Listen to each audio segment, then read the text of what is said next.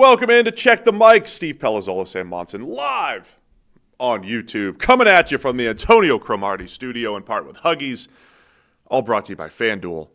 We're in full off-season mode here, Sam, so we're going to talk a little bit about the best off-seasons. The top 10, the top 9 off-seasons, really, because you put together a list, I put together a list, and we didn't agree on everything. We both put together some top 5s. So it really should be the top 9 off seasons in the NFL here. Usually we tend to agree on all these things. We're very close. Yeah, we've usually been close. I had a slightly different strategy on this thing. Oh, yeah? With some of the teams I looked at. So what was your system? Is it model-based? It's not model-based. I did not. I should. I'll circle back when I do. You could have done it mathematically with the model. No. When I look at the model, I will do that. When I rerun the model, I will give you the official which teams took the biggest leaps this offseason. I'll give you that assessment. This is not that.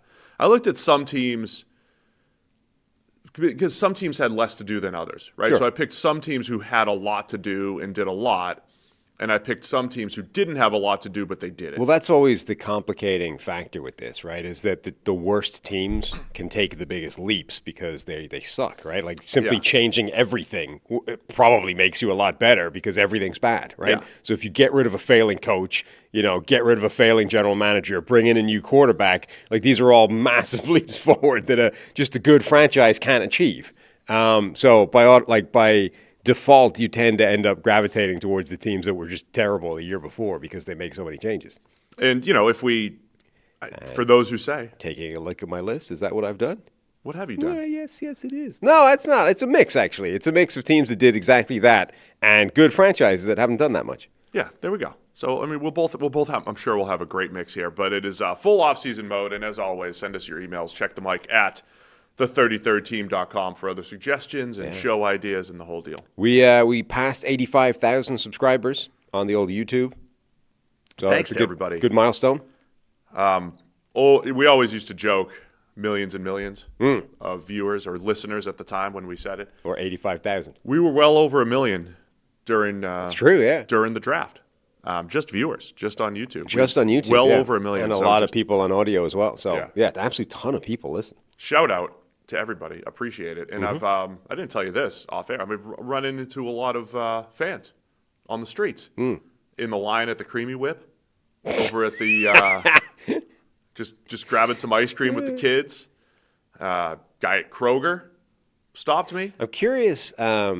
You get a lot more of these than me, and I'm wondering how much of it is that you're big goofy and I'm grumpy, or how much of it is just you're much more visible. Is it I'm more recognizable? That's the thing, right? And or approachable. In this world you see a lot of people treat all bald bearded people as the same, right? The number of people that tweet me at random pictures I didn't know Sam was like the manager of whatever sports franchise playing hockey in India or whatever, right? It's just a bald guy with a beard. It's like this guy looks nothing like me other than the fact that he's bald and has a beard, right? It's bald bearded racism is what it is, right? People treat us all the same.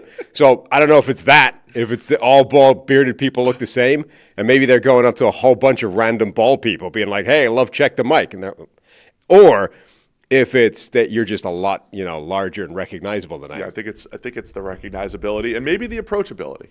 That's the third part, it's right? It's a little bit of how much of it is that I'm grumpy and nobody, no one wants to. Probably best not to mess with him. No one wants to say hi to you on the streets, obviously. All right, man, let's get into it. Let's have some fun. Off seasons between free agency, coaching changes, draft. We could go any which way. You and I both maybe had slightly different strategies here. We'll go through your list. And we're told, we haven't seen your list yet, we're told by producer Will that we do have one difference, or one similarity, I'm sorry. So there's one crossover. So let's go. Who's your number? And you actually numbered them too. I'm anti-numbers here. I know, you hate numbered that. List. Never put a ranking. So who's number anything. 5? You're not afraid to put your name to it here. Yeah. Well, in a world where you've got the Tom Brady take and the Justin Herbert MVP vote, what's the top 5 offseason ranking? Lean into I can't get any worse. It's not That's what I'm saying. There's nothing I could do to these rankings. It's not like you're going to get doxxed for offseason rankings. That would even register anymore on the list of things that people have against me. Reddit's not going to get you all doxxed because you didn't put their team in the top 5. Exactly. So what the hell? You may as well roll. Anyway, my number 5 ranked offseason. And as you said, I factored everything in: coaching changes, general manager changes, front office changes, ownership changes, if there were such a thing. So 5 overall. The New York Jets. Other than the fact that Aaron Glenn is still in situ, workout buddy Aaron Glenn, and maybe that's the right decision, right? From the outside, it's very difficult to construct that argument, but maybe from the inside, they have more information than we are. Angry jackass scout or whatever his name is all about we know all kinds of things you guys don't know from the inside. Maybe they know more than we do about Aaron Glenn, and they know that he is the right guy to lead this thing forward. We don't know. Exactly. We don't know from the outside. So they kept him in state. Everything else has shifted. And, okay, as you said, their draft is you have to view it through the lens of the fact that they had a lot of draft picks to begin with, right? But even with that, I think they had a really nice draft. And I kind of like what they've done in free agency as well. It wasn't spectacular necessarily, but I see the through line of thought, which is, we're young, we're inexperienced, we traded away our best players. Let's add this sort of spine of veteran leadership, DeMario Davis in the middle at linebacker, Minkah Fitzpatrick in the secondary, David Onyemata. Let's go get some veterans to each level of this defense to build around, and then we can go to the draft, get the young, talented guys. And again, when you sort of circle back around, they've done that, right? You got David Bailey at the top of the draft, get D'Angelo Pons in the second round. So they've added these young guys and to this spine that they established in free agency, and then added, even more talent on the offensive side of the ball as well, and added a bunch of players that I specifically like. So overall, I really like this offseason. I agree, man. This was one of my 5. Was the Jets. There you go. They had one of my favorite drafts. We know about all the players that I liked. I thought they made the right pick at 2 for David Bailey. Let me go back to the draft. But the free agent piece that you mentioned, if we're evaluating this as did the Jets get better for this year, I think they did. Even coming out of free agency, they did. Mm-hmm. And as you mentioned, did they already have all those draft picks? Yes. But I'm baking in the fact that they sat there at midseason and Darren Muji in his first full year as general manager said, we have to think long term. And so I'm also baking in the fact that they made those trades in the middle of the season to set themselves up for the draft and to set themselves up for 2027, the 2027 draft, which we just broke down in depth on Monday, right? So we went Monday and we said, look at all these potentially blue chip prospects at high-end positions, at receiver, at quarterback. Look at what is potentially on the board for next year, and the Jets have 3 first-rounders. And so this is... Look, Jets fans don't want to just win off-season titles. Sure. We know that. But this has been a great step in the right direction for the entire franchise. Getting rid of Sauce Gardner, getting rid of Quinnen Williams. And I'm guilty, Sam, of sometimes, reading the social media vibes and the whole thing after, right? It's funny how different it all feels at the time. We're all prisoners of the moment, we the people, as people. When you're sitting there in October, whenever all those trades were made, and everybody's like, well, how are the Jets? The Jets aren't going to win another game, and how are they going to field a team? Everybody's going to feel so upset that they're giving, how does Breece Hall feel that he's the only one left? And all his friends, Sauce Gardner's gone, and Quinnen Williams is gone. And so, a lot of the response at the time is like, what are you doing? What are you doing? You get rid of all your good players. Who's left? LOL, stupid Jets. 36 touchdowns, no picks. You just take your medicine during the year, and then you get to April, and all of a sudden it's like, oh, the Jets are awesome. Great draft, Jets. Look at you. 3 first-rounders. Look at you guys. You guys are awesome. You got Omar Cooper at 30. You could have had him at 16. You got Kenyon Sadiq at 16. You got David Bailey at 2. You got D'Angelo Pons, Steve's favorite player in the draft, in round 2. Look at you, Jets. Great job. So I ask everybody, have some consistency with your takes. This was part of the plan.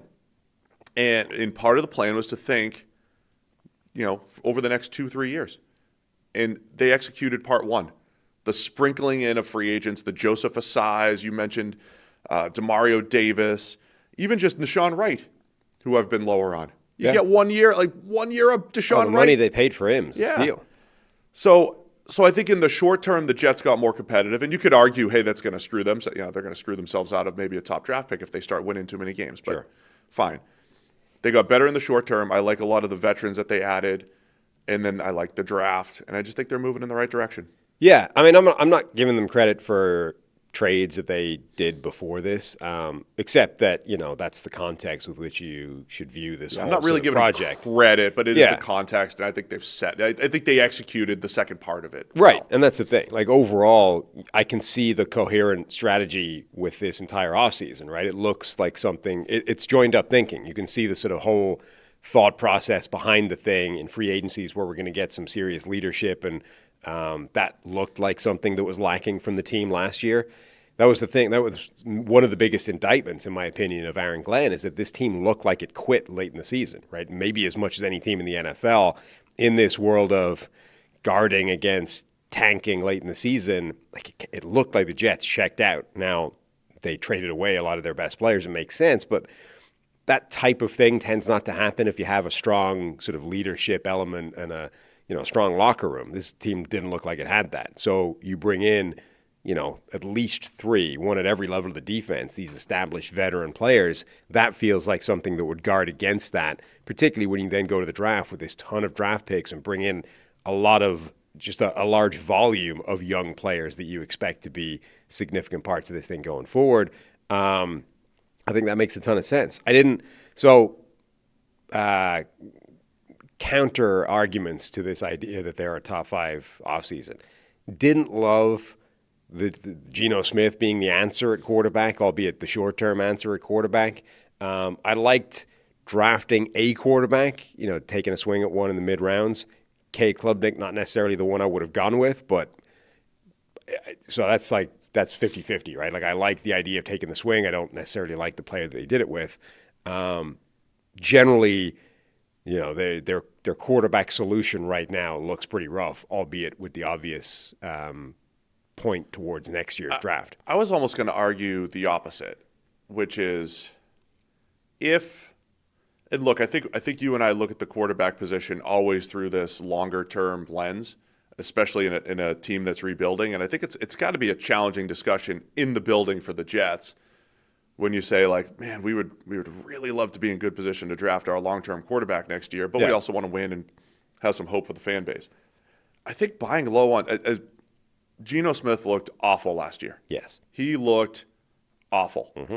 And look, there's not a lot of nuance in the world here. Let me add some nuance to this. The previous 3 years, he was pretty good, right? I don't know if you've seen the factions on social media, Sam. The film guys, the film people, and the analytics nerds. The data people and the film people. They've got the factions have completely different views on Geno Smith. Oh, there's never been a logical Geno Smith take in like the last 10 years. That's my opinion on literally every mid-tier quarterback, right? I did that thought experiment a couple years ago where I said, hey, Raiders fans, would you trade Derek Carr for Jameis Winston? And they're like, absolutely not. And then I said, hey, Saints fans, would you trade Jameis Winston for Derek Carr? Yeah. Absolutely not, when they were both starting quarterbacks. No one has a normal take on the mid-tier quarterback, and Geno's the same thing. And the truth is always somewhere in between. But also, he's the classic player that I think breaks people's brains, because most people tend to assume that everybody is the same throughout their entire careers, right? Like, player X is at this level, and the only question is, for the first couple of years of their career, is establishing where this line is, right? Like, we need to understand how good this player is. Then once we put him here, this is how good he is. That's where he is. That's it. That's as good as this player is. Without what I would have thought is a fairly self-evident argument that nobody's ecstatic, like, you are this good. Players get better or worse throughout their careers, and that line varies. And, so it's about establishing how good is he right now, which itself is difficult because there's always confounding variables, what's around him, who's coaching him, blah, blah, blah. But if you go into this with the idea that a player is this good and nothing changes for their entire career, I mean, a guy like Geno Smith has been all over the map in terms of how good he is. He was garbage to begin with, and then he got very good, and then maybe that declined a little bit, and then he got garbage again. But the point is, if you believe that Geno Smith has always just been X, well, then his entire career makes no sense to you. You have to pick like a specific moment in time and be like, there you go, I was right. And everything else is a myth or a figment of your imagination, or like there's 17 other reasons why he looked good or bad relative to what you think he is. And usually what we do with quarterbacks is we say, well, if a guy, and there's some truth in this, right, Sam? Like if a guy plays above his previous skill level. Yeah, then you put it down to the supporting cast or the coaching or everything else around him that changed. So how would you do that with Geno Smith, who played with Pete Carroll? That's what I'm saying. For a year. Yeah. Mike McDonald for 2 years. Pete Carroll with 2 years. Mike McDonald for a year. McDonald gets rid of the offensive coordinator who goes back to college and was like, this system's not great. It's not good. But when you're watching Geno Smith in 2024 with the Seahawks, you're like, man, they can't block up front. He's in all these pass-first situations, and he's handling the situation pretty well. So, like, the only consistent person in the building when Geno Smith has had success is John Schneider. Like, is John Schneider just now? So this is what's funny. Like, if I rename John Schneider Kyle Shanahan for a minute, because we do this, and if Kyle Shanahan was the guy that was in Seattle through all this time, you could make the argument that Russell Wilson played his best ball in Seattle, and so did Geno Smith, and now so has Sam Darnold, even though he's coming off a good season with Minnesota too. And you would say, well, Kyle Shanahan is in Seattle, of course that's why. But the only consistent presence is the general manager. So now is it like a culture thing? Is it a get the most out of the players thing? Is John doing something special? Because as soon as Geno leaves, he's awful. Or do you just say, well, the Raiders situation last year with Pete, with the offensive line coach, with Chip Kelly, everything was awful. So I say all of that to say, if the Jets were if they're sitting there mapping out a plan, like we want to be good in the long term, and oh, by the way, we'd love to win 8 or 9 games this year. Geno Smith was a guy that won 8 or 9 games pretty consistently with the Seahawks. That was what he did. He was a fringe playoff quarterback. And they added all these other veteran presence, and it's like we've had 1 year of awful from Geno Smith after 3 solid seasons. Maybe not as good as the film people thought, maybe not a top 10 quarterback, maybe not as bad as the analytics people thought, maybe not QB 25, but QB 15, QB 18, and if the Jets added QB 15 to 18 to their team with this draft class and with the other veterans, like they're competitive this year. I said they'd be competitive last year too, but here we are in May. Yeah, I mean, he was just so bad last year, and everything was bad. Like, this is the thing, right? You should expect some kind of improvement from Geno Smith this year based off how bad the situation around him was last year, even factoring in that Pete Carroll was the coach, and theoretically that would have helped. But, like, the offensive line was terrible, right? Remember, we spent all the year being like, this offensive line is awful. Ashton Genty can't add do everything, by the way. But I think they were probably worse run blocking than pass blocking. But there was a bad offensive line, right? So that's an important part. And the receiving core was pretty terrible. The one high-end receiver they had wasn't playing most of the year. Brock Bowers goes down, and it's like, okay, the wide receiver room looks bad on paper, but it's okay because Brock Bowers is there. Well, then Brock Bowers goes down, and even when he came back, wasn't 100% healthy. Was visibly not the player that he was as a rookie. So the receiving core was bad. The offensive line was bad. A lot around Geno was pretty terrible, and that should give you reason to think that he will get better next year. Even with that context, he was terrible, though. It's like even then he's making passes that this looks like rookie Geno Smith. Geno was awful. Yeah, so him being that bad and being 35 years old, I wouldn't want him next year as my starting quarterback. No, I get. All I'm saying is, as a buy low, where the alternatives are, draft a quarterback. No, we want to wait till next year probably, or bring in Carson Wentz as your starter, not as your backup. It's like, as a buy low, it's not the worst thing in the world. So I thought the Jets had a nice offseason, piggybacking on what they did in the regular season to set them up here. All right, right now, new FanDuel customers can bet $5 and get $250 in bonus bets if your first bet wins. That's right, turn $5 into $250 in bonus bets just for getting started. And when every possession matters in the playoffs, FanDuel makes it easy to get closer to the action. From player props on your favorite stars to all the tools you need to back them up. FanDuel puts player research right at your fingertips so you can check stats, trends, and matchups all in one place and make your picks with confidence. It's everything you need all in one app, so don't miss your shot. Head to FanDuel.com/33rd to get started. FanDuel, play your game. 21 plus in select states for Kansas in affiliation with Kansas Star Casino. 18 plus in DC, Kentucky, or Wyoming. First online real money wager only. $5 first deposit required. Bonus issue is non-withdrawable bonus bets, which expire 7 days after receipt. Gambling problem? Call 1-800-GAMBLER or 1-800-MY-RESET. Call 1-888-789-7777 or visit ccpg.org/chat in Connecticut. Visit mdgamblinghelp.org in Maryland. Visit gamblinghelplinema.org. Call 800-327-5050 in Massachusetts. Call 1-877-8-HOPE-NY. Text HOPE-NY in New York or call 1-877-770-7867 in Louisiana.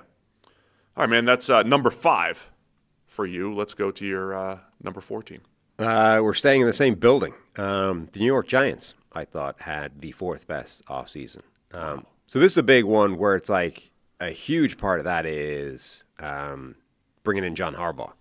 Like, I think that was probably maybe the prize of the coaching carousel, and in particular for a team like the Giants where, things hadn't been going well. I think there's actually quite a lot of good bones to this thing, and then a guy like John Harbaugh coming in with this incredible track record of success in Baltimore, and even last season wasn't that bad. Like, he got fired at the end of a season that was actually would have been good for a lot of bad teams. It's like, this is the straw that broke the camel's back. Time to move on.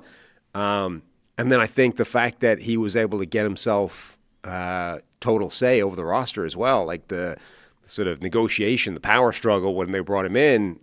He won. He got final say over the 53. I think that potentially solves a problem in New York as well. And then overall what they've done, I think, has been pretty solid.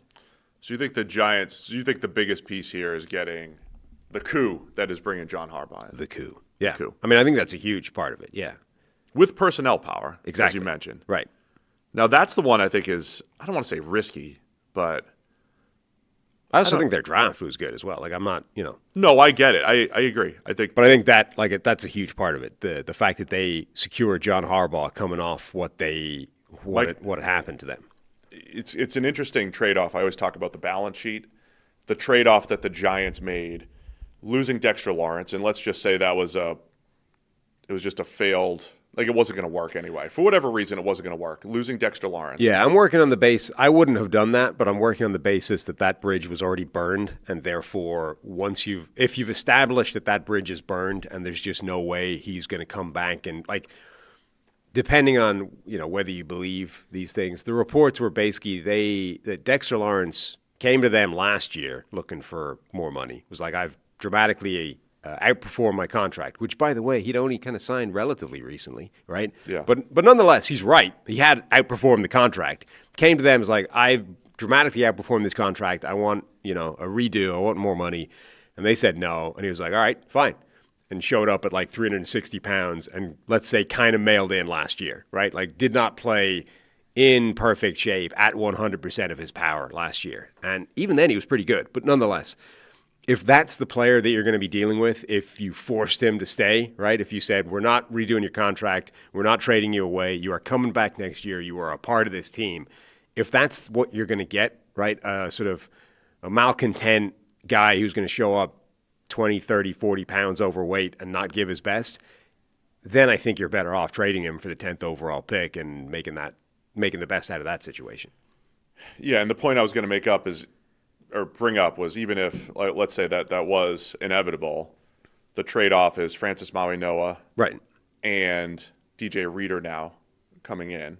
It's not the worst thing in the world. No, if you're the Giants. I mean, I would rather have Dexter Lawrence, right, but again, the original sin there is previous. It's last year. It's not a John Harbaugh really didn't have much to do with it at all. It's almost not a this offseason thing, right? It's like you burned the bridge a year ago, and then with that burned bridge, you turn that into the 10th overall pick and Francis Maui-Noah, and pretty solid outcome. Yeah, so I agree. I agree with that piece. I mean, I still think there's work to do, maybe at defensive tackle. Would have loved to see, Darnell Mooney as a buy low on the outside at receiver, to go with Darius Slayton and Malachi Fields getting drafted. I was still, if Carnell Tate was there, I think that would have been a better outcome for them. Yeah, we'll see. I think they're excited about Alvaro Reese. Yeah. And adding him to the mix and what you could do up front. I think, to your point too, just the Harbaugh thing, I don't think the roster was awful last year. No. But I think they all underachieved. Javon Holland had his worst season, and they had a lot of injuries. Paulson Adebo, yeah, did not live up to the free agent hype. And I think those guys have both been good players. So there is an opportunity here to get that back on track. Plus, if Maui Noa is what some of our friends think he could be at guard, if he is that good at guard, like you're probably 3/5 of the way there, maybe 4/5 of the way there to having a nice offensive line. For the first time in a long time. In a long time. Right at the point where you really would like it because Jackson Dart's heading into year 2. You would desperately like for that line to come together and be able to establish the run with that backfield of Scadaboo and Tyrone Tracy and now Patrick Ricard coming in, the giant 300-pound fullback. The fullback edition. Yeah. But with Jackson Dart as part of that as well, this would be a great time for that offensive line to suddenly become like a top half of the league unit, which it could be for the first time in ages. I'll say this: the coaching staff is going to be really, really interesting. Yeah, because you're saying John Harbaugh's a win, and I agree. Like he's a win.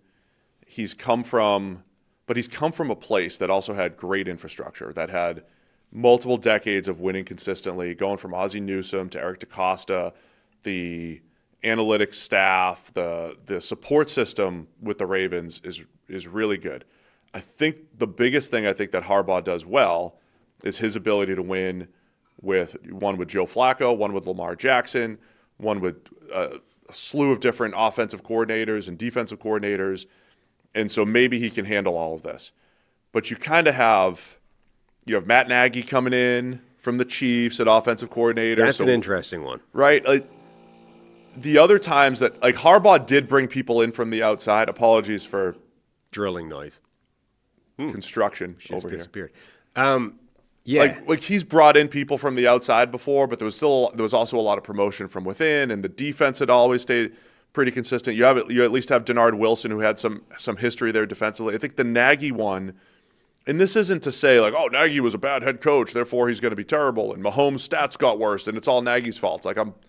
Again, there's more nuance than that, but it's a completely different system, and Nagy's recent years as offensive coordinator with the Chiefs haven't been great. So it's going to be interesting to see how all these pieces fit. And then last thing real quick, and I'll let you respond.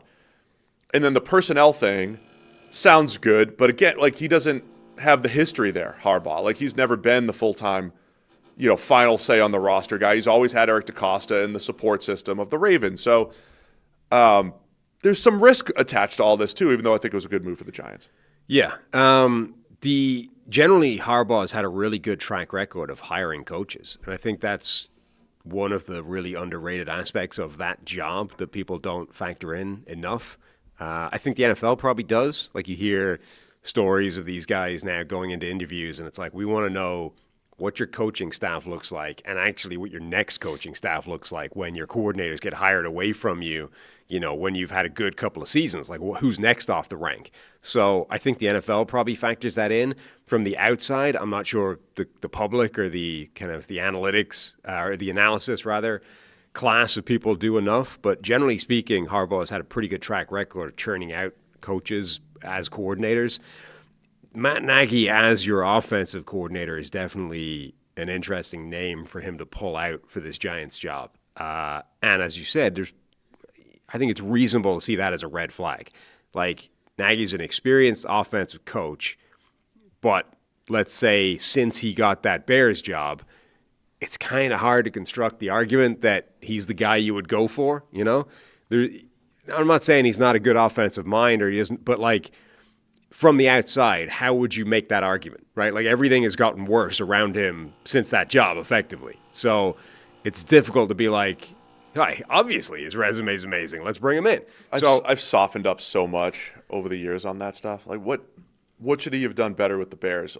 He had... Forget the Bears thing, but since the Bears job obviously went south and he got fired at the end of that, and then he ends up going back to Kansas City, whereupon the offense got worse. I'm just saying from that moment, there's almost no way from the outside of constructing a solid argument that says he belongs in this job, which isn't to say he doesn't. I'm just saying there's no external evidence of it. I'm with you. So I wouldn't go out of my way to say got to have him. Right.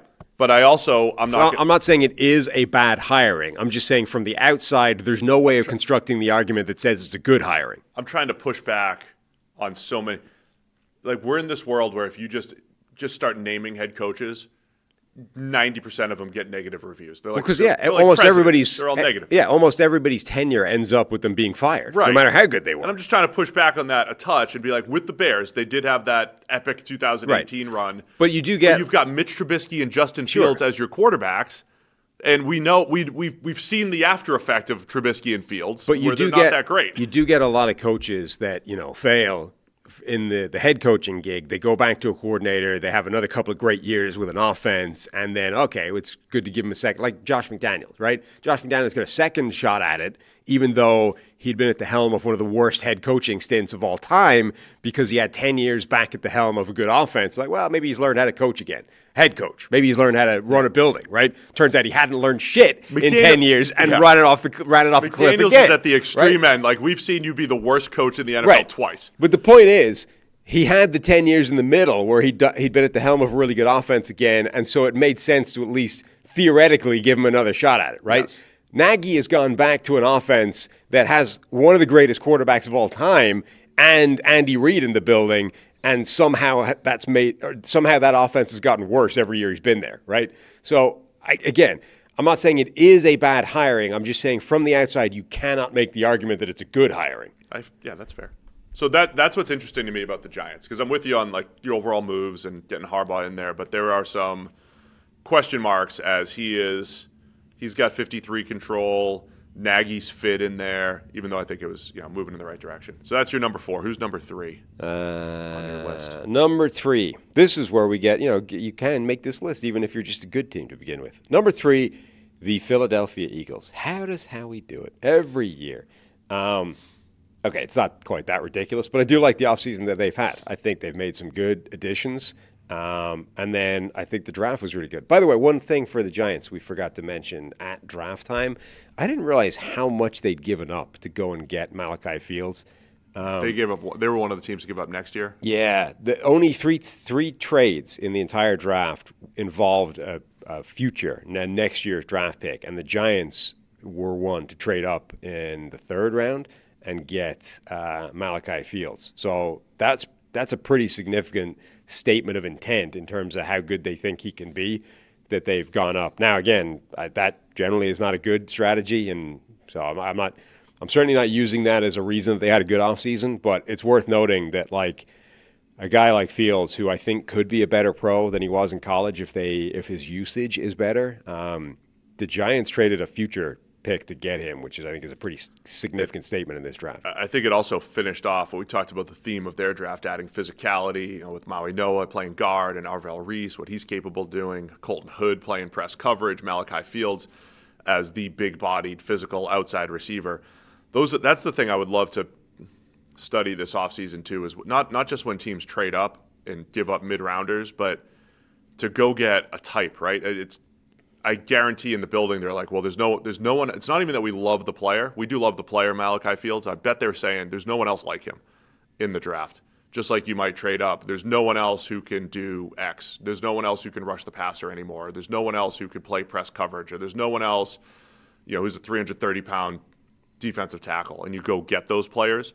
I do wonder how much that was like, man, we just got to have this guy because there's no other big-bodied physical receiver that we could trust. So things the Eagles have done that I think are good. Now, again, you have to sort of, I think, view this through the lens of they are yet to, but are almost certain to, trade away A.J. Brown, which is a big blow to that offense. But to insulate themselves from that, they've signed Marquise Brown to a 1-year what-the-hell type of deal. They traded for Dontavian Wicks, who's been this underachieving but talented receiver. They draft Mekhi Lemon. They draft Eli Stauer. So they brought in like 4 potential pass catchers to try and recreate him in the aggregate, Dallas Cowboys style. We're not going to replace A.J. Brown, but maybe we could recreate him in the aggregate. So I think that's pretty solid work. Not just in the aggregate, but with completely different that's the interesting style players where they attack. They trade for Jonathan Grenard and redo his deal. I think that's a fantastic deal if you can make that happen. Grenard is a really, really good player and definitely upgrades that defensive line. You signed Reek Woolen for a 1-year, $12 million deal. I think that has the potential to be a steal as well.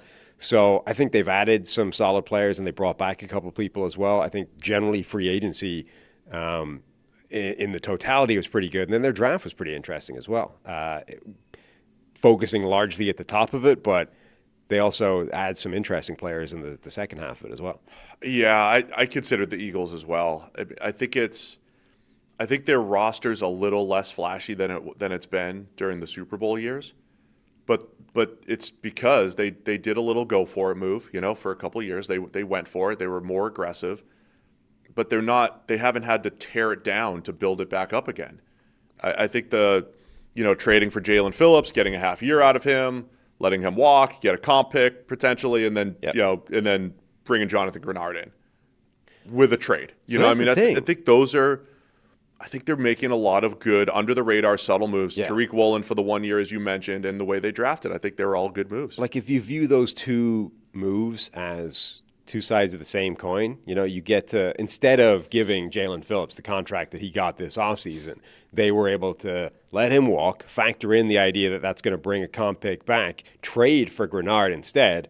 Okay, that's an extra pick involved in as well, the future third as well as this year's third. But like 2 third-round picks this year and next year for a guy as good as Grenard, who's better than Jalen Phillips, and then give him the kind of contract that Phillips was going to want. Okay, Grenard's older, but like as two sides of the same coin, overall you would say that's a really good piece of business from the Eagles. They're probably going to get a comp pick back, which will mean the Grenard trade effectively nets a third-round pick, right? It's going to cost them a third-round overall and the contract that they would have had to give Jalen Phillips anyway for a better player. Yeah. I mean, that's great business. And I think a part of the reason why they were able to maneuver where they did was last year drafting Jahad Campbell and Andrew Makuba with their first 2 picks. They immediately replace.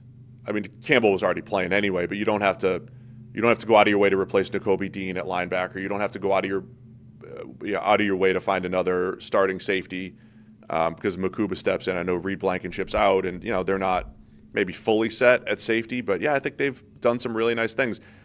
The overall thing in Philly, there's a lot of turnover, both on the roster, in the front office. There's a lot of people leaving in the front office. Yeah. But there's also people returning. You've got Dom re-signing Big on Dom. a 3-year deal. Yeah. I'm sure that factored into your offseason move 100%. here.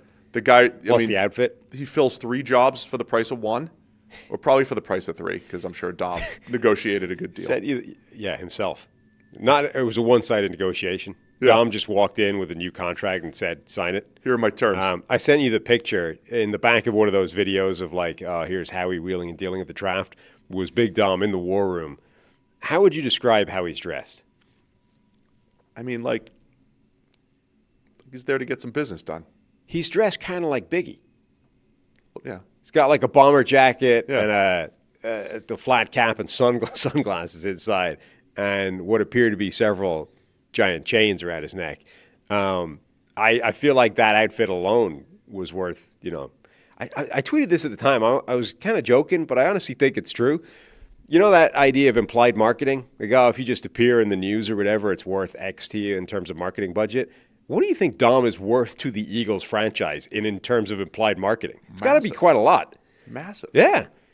I saw Paul Kaharski, Titans beat writer, who's just a fireball sometimes at press conferences. He's great. He put out the number of pictures that the Titans social media has put out on players, and he was making the point that they put out more pictures of Xavier Restrepo, undrafted free agent that becomes like this, fans love him. I loved him, right? Yeah. But he ran a 4.8 and might not stick on an NFL roster. They have as many pictures of him as Jeffrey Simmons over the last couple of years. So he was almost thinking the same thing. Like, what's this marketing ploy here? It is interesting. But you're right. I mean, Dom's everywhere, even on TV broadcasts and everything. Yep. So big return. But they're losing assistant GM Alec Hallaby, going to non-football sector. It's an interesting time for the Eagles. They're losing. Re-signed Andrew Berry's brother, whose name I've forgotten. Adam Berry. Adam Berry is promoted to assistant GM. They're like clones. Oh, I was mad at Schefter for a minute. I was like, you used Andrew Berry's picture. They look so twins. alike that I think they're twins. Yeah, they look so alike that I've now questioned times that I've seen Andrew Berry in airports. I'm now wondering if I've actually seen Adam Berry instead. I just decided it was the other one. I didn't even think of that. The time we flew into Mobile and it was we were convinced that was Andrew flying with us. And it may have been, but it may not have been now. Yeah, that's true. Oh, yeah, I didn't. Yeah. So I'm now multiple times been like, maybe I didn't see Andrew Berry this time. Last thing on the Eagles is, all right, it's May. We'll probably talk about this in June. We'll certainly talk about it in July when we preview the season. The Jalen Hurts factor and how much, did they just bring in Mekhi? It's a lot of moves that seem to be saying, okay, Jalen, we want you to take your game to the next level. We want you, and I know Eagles fans get sensitive about this. Oh, watch these passes where he attacks the middle of the field. Like, let's not. He just doesn't throw the middle as often.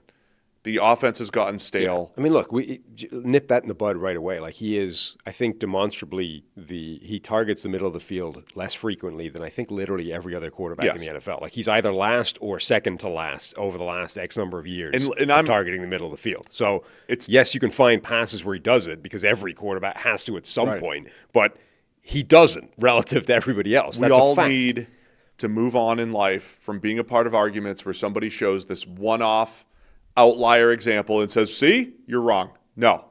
Work with base rates. Work with against the baseline. He throws to the middle of the field, not only less than every other quarterback, but less for his offensive coordinators relative to their own baselines, Kellen Moore and everyone else that he's worked with.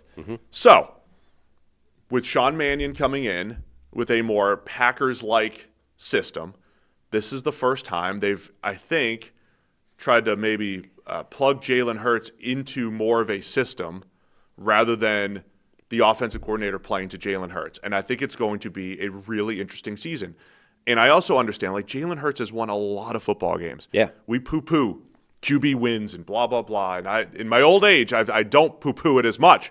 I think there's some signal there. And Jalen Hurts has been a winning quarterback from Alabama to Oklahoma to the Philadelphia Eagles, including a Super Bowl winning season and gone to 2 Super Bowls. He's played a lot of good winning football, and there's a lot to like about Jalen Hurts' game.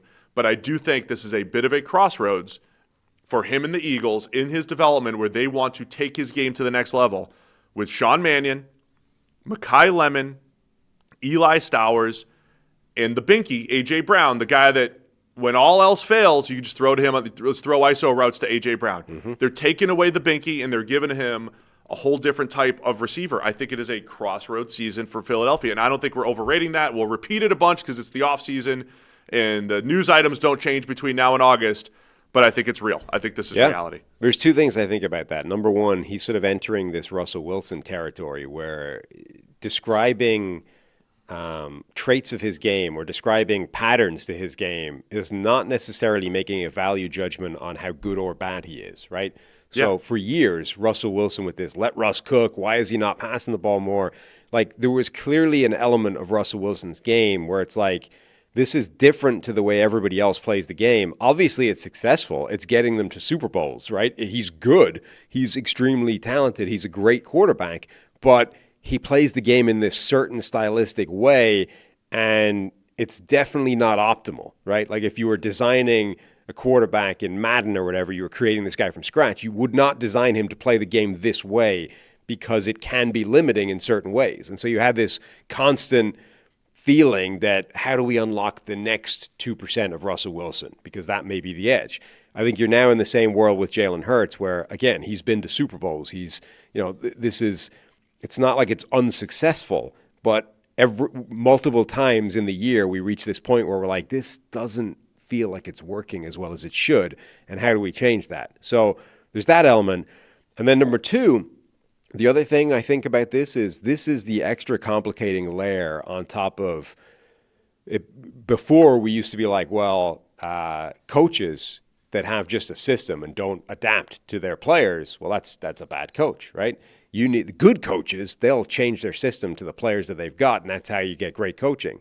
Well, what if you have a guy like Jalen Hurts where now it seems like team or coaches have tried to adapt to what Jalen Hurts does well or likes to do, or however you want to phrase that, but actually what he needs is a coach to try and get him to do the stuff that he doesn't want to do anymore, right? Or doesn't do as much as other teams. And actually, the great coach maybe is the one that isn't going to bend his offense as much towards Jalen Hurts, but actually try and change Jalen Hurts to be a better version of himself. Like, this is this extra complicating layer where you're better off not actually bending your system towards the player that you have. You're actually better trying to bend the player towards your system.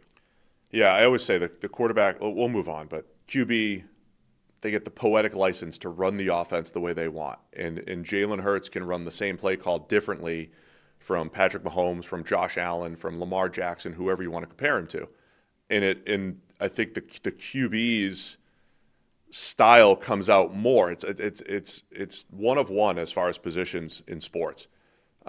But maybe a basketball player, they have their own shot trends, like where they shoot from. Their heat map, their shot map is kind of like unique to them, and you have to change a lot of other stuff to maybe get them out of it. I mean, that's where QB is. And I'm interested to see if they're going to try to change the heat map, so to speak, for Jalen Hurts this year. Yep. All right. Who's number 2? Number 2, the second best offseason in the NFL this year, driven by the apps and models of Dr. Eric Eager. There's a fan we have that gets upset every time we mention the doctor. The Carolina Panthers. I think they've had a really good offseason, pretty much start to finish. They made big splashes in free agency, but I think in good areas. Like they've signed good young players, right? It's not like they just threw money around at randoms. They've signed impactful, difference-making players. Devin Lloyd, Jalen Phillips being the two obvious kind of stars that they brought in. But I think those are potential cornerstone players for them. And then I really like their draft. It was one of my favorite drafts as well. Yeah, I agree on the Panthers. I didn't add them to my list, but I considered them. I think, a lot of good things. I think the 2 years of moves have been really good. But yeah, this offseason, they had no pass rush going into 2024. And going into 25, they had already, they had drafted a couple players, Nick Scorton, Princely Uman-Mielen. They had missed out in free agency on, what's his name? Patriots? Milton Williams. Milton Williams. Dude, losing it. So they had missed out. But now they're back. The defensive line is in much better shape. And I thought the big free agent signings that you mentioned, Jalen Phillips, Devin Lloyd, weren't crazy prices. Maybe Phillips is a lot of money, maybe for a guy that's only played over 800 snaps 2 out of his 5 years. But type of impact player that they need there. And now with him and Scorton and Uman-Mielen looking a lot better, rushing the passer off the edge. And then Devin Lloyd, I thought the linebacker situation in Carolina, it got a little better as the season went on, but I thought that was maybe their biggest weakness over last year, maybe the last 2 years, and getting Devin Lloyd in there at a reasonable price. That's the thing. Really good. Even if you think they overpaid a bit for Jalen Phillips, if you put the two contracts together, I feel like the net of that is really good. Like Devin Lloyd, 27 years old, coming off a good year in his prime, like he should be getting absolute bank in free agency, and he got $15 million a year for 3 years, which is decent for off the ball linebacker. But it's not like mind blowing money, market resetting, blah blah blah. So if you put those two deals together, I think the combination of the two of them are good business. Yeah, so I thought that was good. And then draft wise, added to the defensive line. Well, in the draft, just getting Monroe Freeling in the first. Yes. I thought situational. We talked about the situation was perfect, right? If he needs time, fine. You've got Rasheed Walker. Freeling felt like more of a developmental type of tackle. He's got time to develop. You now have this long-term security play with Ike Ekwonu's future in question because of his leg injury. And Freeling may start week 1. There are people like, you draft the first round, he's playing. Either way, it's good. Yeah, right? that's fine. Rasheed Walker for $4 million, right? Again, Dan Moore Jr. got 21 a year or whatever, 20 point whatever it was. I don't know that Walker's any worse than Dan Moore Jr. People thought that he was going to get a pretty decent contract this offseason, and I don't know if the openings just weren't there or there was something else at work, but whatever it is, Rasheed Walker ending up with a 1-year, $4 million deal, it's a steal for any team that brings him in, but particularly a team like Carolina who, going into the offseason, might not have had a starter at left tackle because of Ike Ekwonu's injury, and then didn't know that they were going to have a chance to draft Monroe Freeling where they did. So Rasheed Walker as the insurance policy at $4 million is great. Now you bring in Freeling and you decide until September, right? Does this guy need to sit for a while or can he play right away? If he plays right away, you've got a backup for $4 million a year, which is still good business. And if he does need some time, Rasheed Walker can play at left tackle and it's only costing you $4 million. So either way, it's great. And even if Icky was healthy, they had a decision to make. Do Yeah. you want to lock him up long term? And Correct. if they did, that would be they already have two offensive linemen making over $20 million a year. They've got Damian Lewis making over 13. Do you want to have 4 out of 5 offensive linemen, making that much money? So getting younger at the position and, getting first-round offensive tackles, generally good business. Getting Lee Hunter in the second round, again, adding to the defensive line that really needed some help. The overhaul of the defensive line, I think, is the biggest story for Carolina over the last 2 years, and they continued that this offseason. So, yeah, I think that makes a lot of sense to me. And all of a sudden, when you look up and down the roster, I'm not saying they're winning the South or anything, but, they won the South last year. I'm not saying they're definitely going to do it again. I think the Saints are on the uptick. I think the Bucs are still in the mix. And I think, honestly, Atlanta's foundation is still strong enough that they can compete. They've underachieved these last couple of years. I think it'll be a really competitive NFC South. But Carolina's gotten better these last 2 offseasons. I mean, they've no reason to not think that they should and can win the division again. Like, as you said, I think you're right that several of the teams within that division are ticking in the right direction, and it should be competitive again. But Carolina should absolutely view themselves as, like, we're going to go win this division again. I mean, the big thing is going to be, does Bryce Young, what does he do, right? Does he take a step forward? Does he take a step back? Where does that land? But if Bryce Young can even just be the same player, let alone improve, this team should view themselves as division favorites.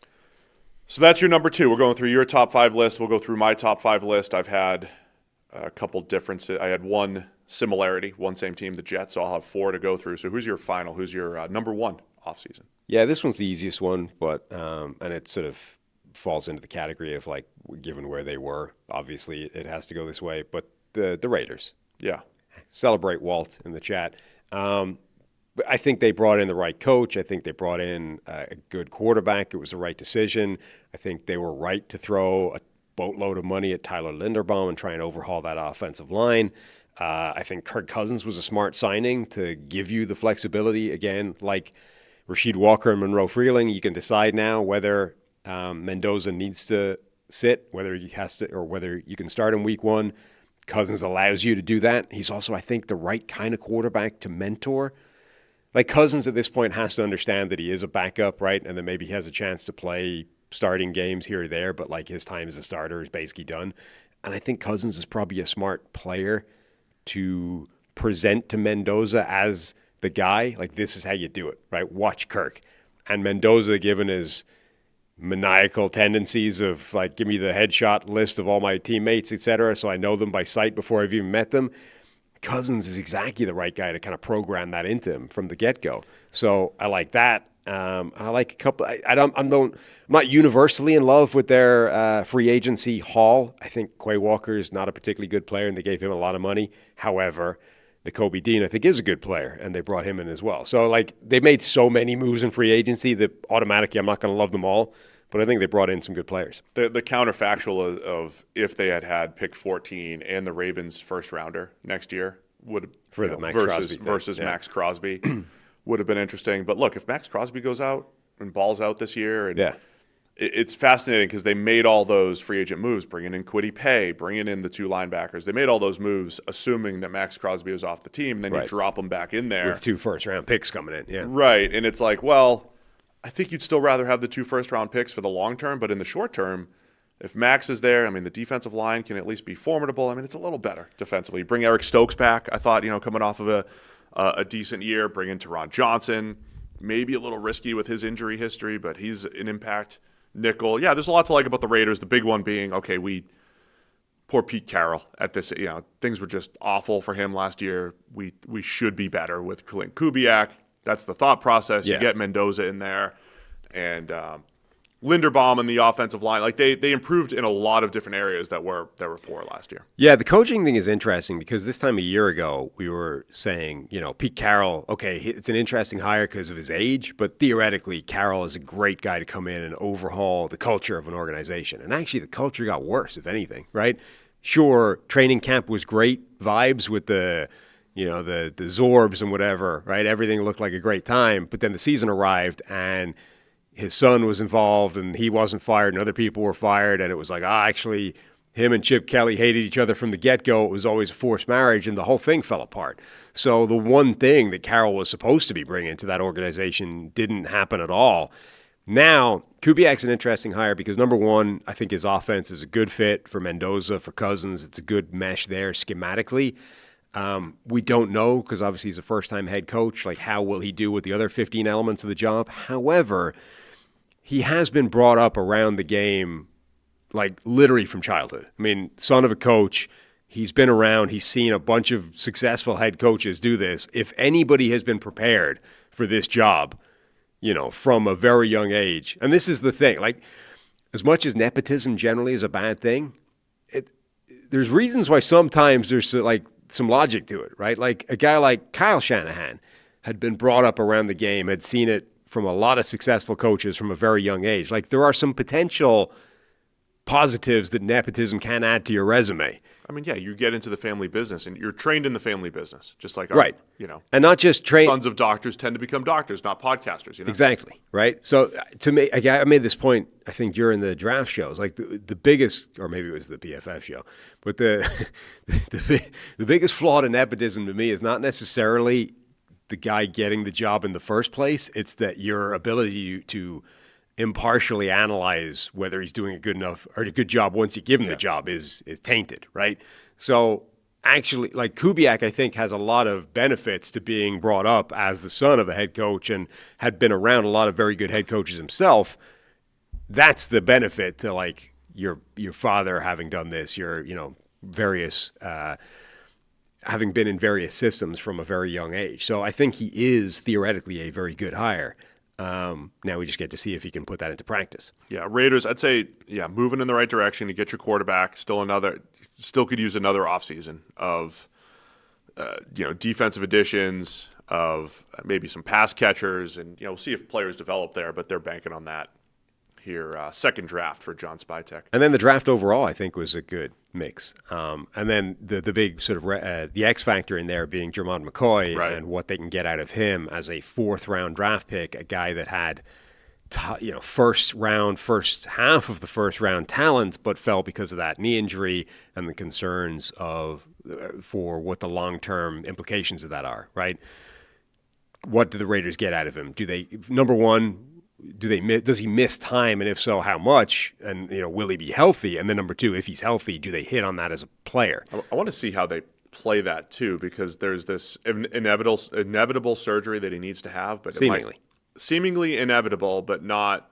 It's not right now. It's not in the short term. It's at some point, and then after the fact, don't know how bad it's going to be. So, going to be interested to see if they try to get a year out of him, if they're like, hey, let's just have the surgery and let's try to get years 2, 3, and 4 out of you. I want to see how they play that. I mean, from a truly, but he's a fourth rounder. So. Yeah. Well, upside high, downside. We lost a fourth rounder.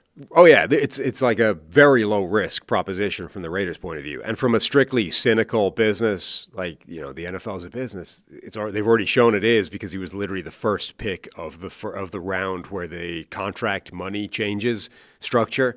From a truly cynical point of view, if you didn't think he needed the surgery, short term, you would try and work out whether you hit on the player or not in the first place before you even thought about the surgery stuff, right? Like, because, first, just because you're a top 15 talent in the first round doesn't mean you're going to be a good player. I mean, we've seen that, particularly at corner, guys bust all the time. So from the Raiders' point of view, you would be like, well, let's play him as a rookie. Let's try and work out if he's actually good or not. And if he's not good, then he can get his surgery and do whatever he wants, and we get rid of him, right? If he is good, then we talk about the time scale and how we, manage this year that he's going to miss and his return and blah, blah, blah. But from their point of view, it's like, let's work out if he's a good player. And then if he is, we've got a steal, even factoring in the fact that he has to miss a year.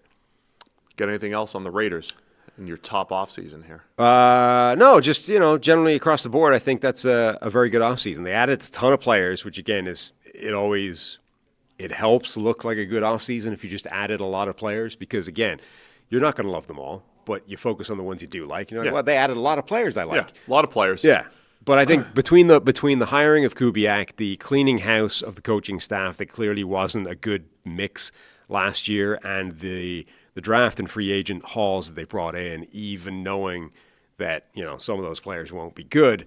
It's a really nice step in the correct direction. I think the biggest thing for the Raiders is they're embracing this rebuild. Now, look, you had the number 1 overall pick. Of course, you're going to draft a quarterback. Right. But I always cite when Ziegler and McDaniels got there in 22 and they should have been rebuilding and they traded for Devontae Adams and doubled down on Derek Carr.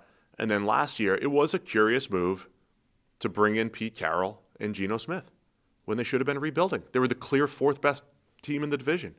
Like, they delayed the rebuild. Like, they drafted a lot, but they delayed the rebuild by a year by bringing Geno in. I mean, he set them up for the number 1 pick, so maybe it helped. But maybe I'm wrong. 40 chess. But clearly they were trying to bring Geno Smith in to like, hey, maybe we go 9 wins. Let's get 9 or 10 wins, sneak into the playoffs here. And, they stumbled into Mendoza, so I guess it worked. I also think, so the receiving core looks bad on paper, but it's another one of those teams a little bit like the 49ers years ago when – like their number 1 receiver is Brock Bowers, right? And if he comes back healthy, as opposed to the sort of injured, he's good enough to play but not be the player that he should be. If he comes back truly healthy this season, well, then the receiving core of Jalen Naylor and Trey Tucker and Jack Besh and maybe Dante Thornton or whatever, like that group looks so much better if Bowers is the guy getting the high volume targets and blah blah. It looks rough on paper now, but it might actually be better in practice than we expect it to be. All right, we're going to go through my top off seasons and some of your draft bets. How did you do on those draft bets? But first, quick break to talk about our friends over at Root Insurance. Root Insurance believes that good drivers deserve better rates, so they've created a new kind of car insurance that rewards good drivers in an easy-to-use app. Traditional car insurance companies focus on demographics like age, zip code, occupation, and credit score to price your coverage. But when Root offers a rate, your behavior behind the wheel gets more weight than any other single factor. They don't use occupation or education level to negatively affect your rate. While you drive, Root gathers and analyzes data from your smartphone sensors, and after a few weeks, you'll get a car insurance quote based primarily on your driving. Save up to 44% off your initial Root quote after you take the test drive. Need a tow truck, jump start, or lock your keys in the car? Root will cover the help you need to get back on the road when you opt into roadside assistance. The Root app makes it easy to edit your coverage, update your policy, or file a claim in just 3 minutes. You can get started today at Root.com. All right, my top off seasons, unranked, but we're listing them. Mm-hmm. I started with 2 good teams and 2 teams that needed to get better, other than the Jets, who we already agreed upon. I'm going with the Rams. Had a big offseason. Yep. The Rams, once again, for different reasons, right? When we were mock drafting People for the Rams, mad because they drafted a quarterback. Well, they took care of short and long-term needs this offseason. But the biggest thing was, no matter how they drafted, I kept citing the fact that I think if you lined it up right now, April and May, they've got the best squad right now. And I think that's still true. And so I love the moves that the Rams made. They had the extra ones. What a fascinating haul with their 2 first-round picks, getting Trent McDuffie and signing him to this monster deal at corner, and then getting the quarterback of the future, theoretically, in Ty Simpson. But you come into the offseason with huge questions in the secondary. They not only because they had players to replace, but because they struggled down the stretch. And the moves that they made to bring in Trent McDuffie, Jalen Watson, the 2 Chiefs starting corners, tidied up the starting lineup heading into the draft.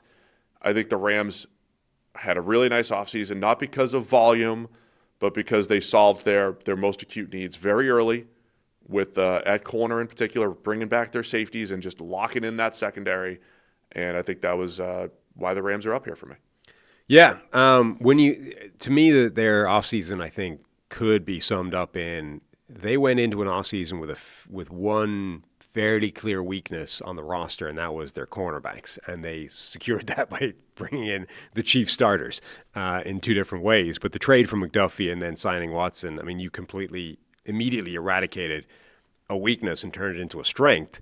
And all it cost you was a first-round draft pick and some contracts, right? And then that freed them up to go into the draft in the perfect situation that we always talk about of you have no needs, you can do whatever you want with these picks. And by the way, one of the picks is really high because it's not yours. It's the Falcons pick. Right. And then they chose to spend that on Ty Simpson, which I think is entirely defendable. I saw people recently, somebody on Twitter was like the Jordan Love pick is still bad. Like how? I mean, I thought at the time, I think you can argue either way with the Ty Simpson thing. But how can you be like now it's still a bad pick when Jordan Love has turned into the player that he's become? I see look. I think you can argue it either way, right? Yeah. You can say, look, this team is in a Super Bowl window. Matthew Stafford only has X years left. Give him a player that might be the difference between losing an NFC Championship game and winning a Super Bowl, right? Give him that player. That's an entirely reasonable point to make, right? And we ran the counterfactual theory, the what if of the Jordan Love year. Like, they could have had T. Higgins instead of Jordan Love, right? And maybe T. Higgins would have been the difference in that game in the playoffs that year that they end up losing to Tom Brady and the Bucs. And yes, look, offensive linemen had gone down. Like, that wasn't the reason they lost that game, but maybe it would have been the reason they won if you add him to that roster. Who knows? There's no way of knowing. Point is, you could easily argue that the receiver would have been the difference, and maybe they'd have had another ring. But the counterfactual of that is, what if not giving the receiver secures your quarterback position for the next 10, 15 years, right? There's a huge amount of value in that. So I think it's a completely reasonable point to make either way. To be either side of that debate, this is the discussion we have. Mekhi Lemon, who might be the difference between winning the championship next year or not, or Ty Simpson, who might be the difference between having a quarterback for 10 years or not, right? I think it's fine. That's where, I mean, you could find enough arguments online for both ways. But I saw people pushing back on us. They were like, well, I can't believe we're having this argument again. But I'm like, we're not with the Packers and Jordan Love. And we weren't even, they were referencing us. Like, we weren't even arguing. We were just bringing up the fact that, yeah, if T. Higgins was on the team for the Packers, that could have changed their fortunes in 2020 or I just 21. think that's really interesting because I think that's as close as you get in the NFL, right? With there's always confounding variables. That's as close as you can get to genuinely clean comp to this, right? Yeah. Obviously, the situations are not identical. Something is different, right? But that was a team with a quarterback towards the end of his useful tenure, certainly with that team, who was knocking on the door year after year, was competitive year after year, and they had a choice to make. Do we bring in a receiver that he could clearly use? Right. And there's the next one off the board was T. Higgins. The next one after that was Michael Pittman. Like, do we bring in a receiver who will have an impact on this team in the immediate term, or do we go for a quarterback who might be the succession plan in a couple of years and secure the position for the next 10 years? Like, that is literally as close as it gets. And right down to the fact that this team lost, on a knife edge in the playoffs, and maybe that receiver would have been the difference between winning and losing. I think the other part of it is not just, are you going for it versus are you thinking for the future? Like if how the Saints were trying to trade up for Mahomes, or they were going to draft Mahomes at 11. I don't think anyone would have. I don't know, because obviously Mahomes, nobody knew Mahomes was going to become what he became. I don't know if the Saints would have taken that kind of heat in 2007 for getting the very clear 17.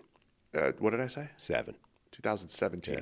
They would have taken a lot of heat for it in 2007. Yeah. Well, I mean, that would for multiple reasons. That would then sign him to a 30-year contract. Right.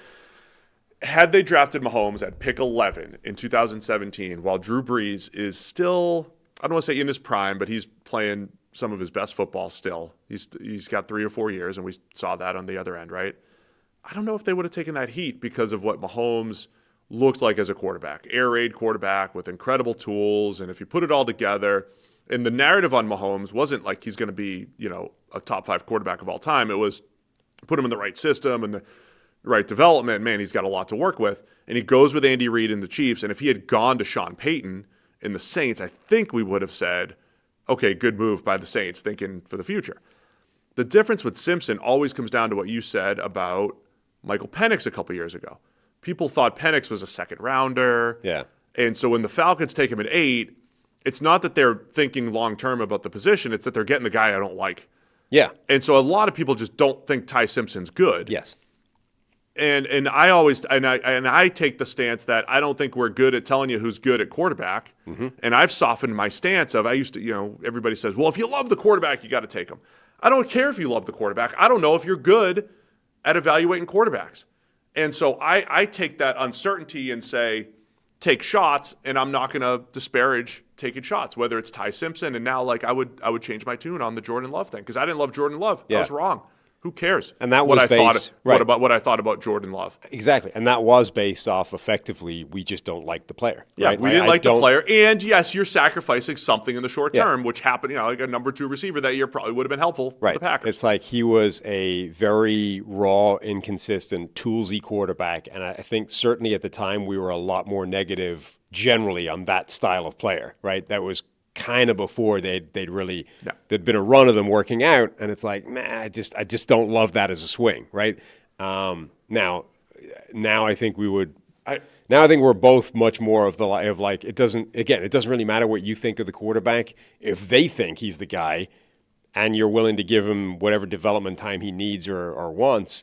Well, then it makes sense as a roll of the dice. Again, it's an arguable defensible position, right? Like we think Sean McVay and Les Snead, who've been pretty good at this for the last several years, think that Ty Simpson is the guy who can be their quarterback once Matthew Stafford rides off in the sunset, right?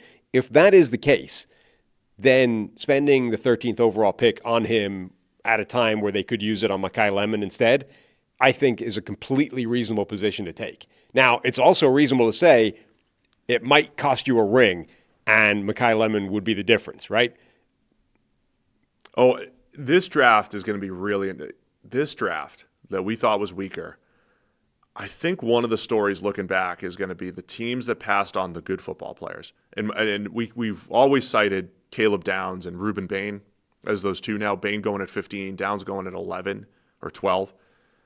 What about I think a lot of teams will regret passing on Mekhi Lemon.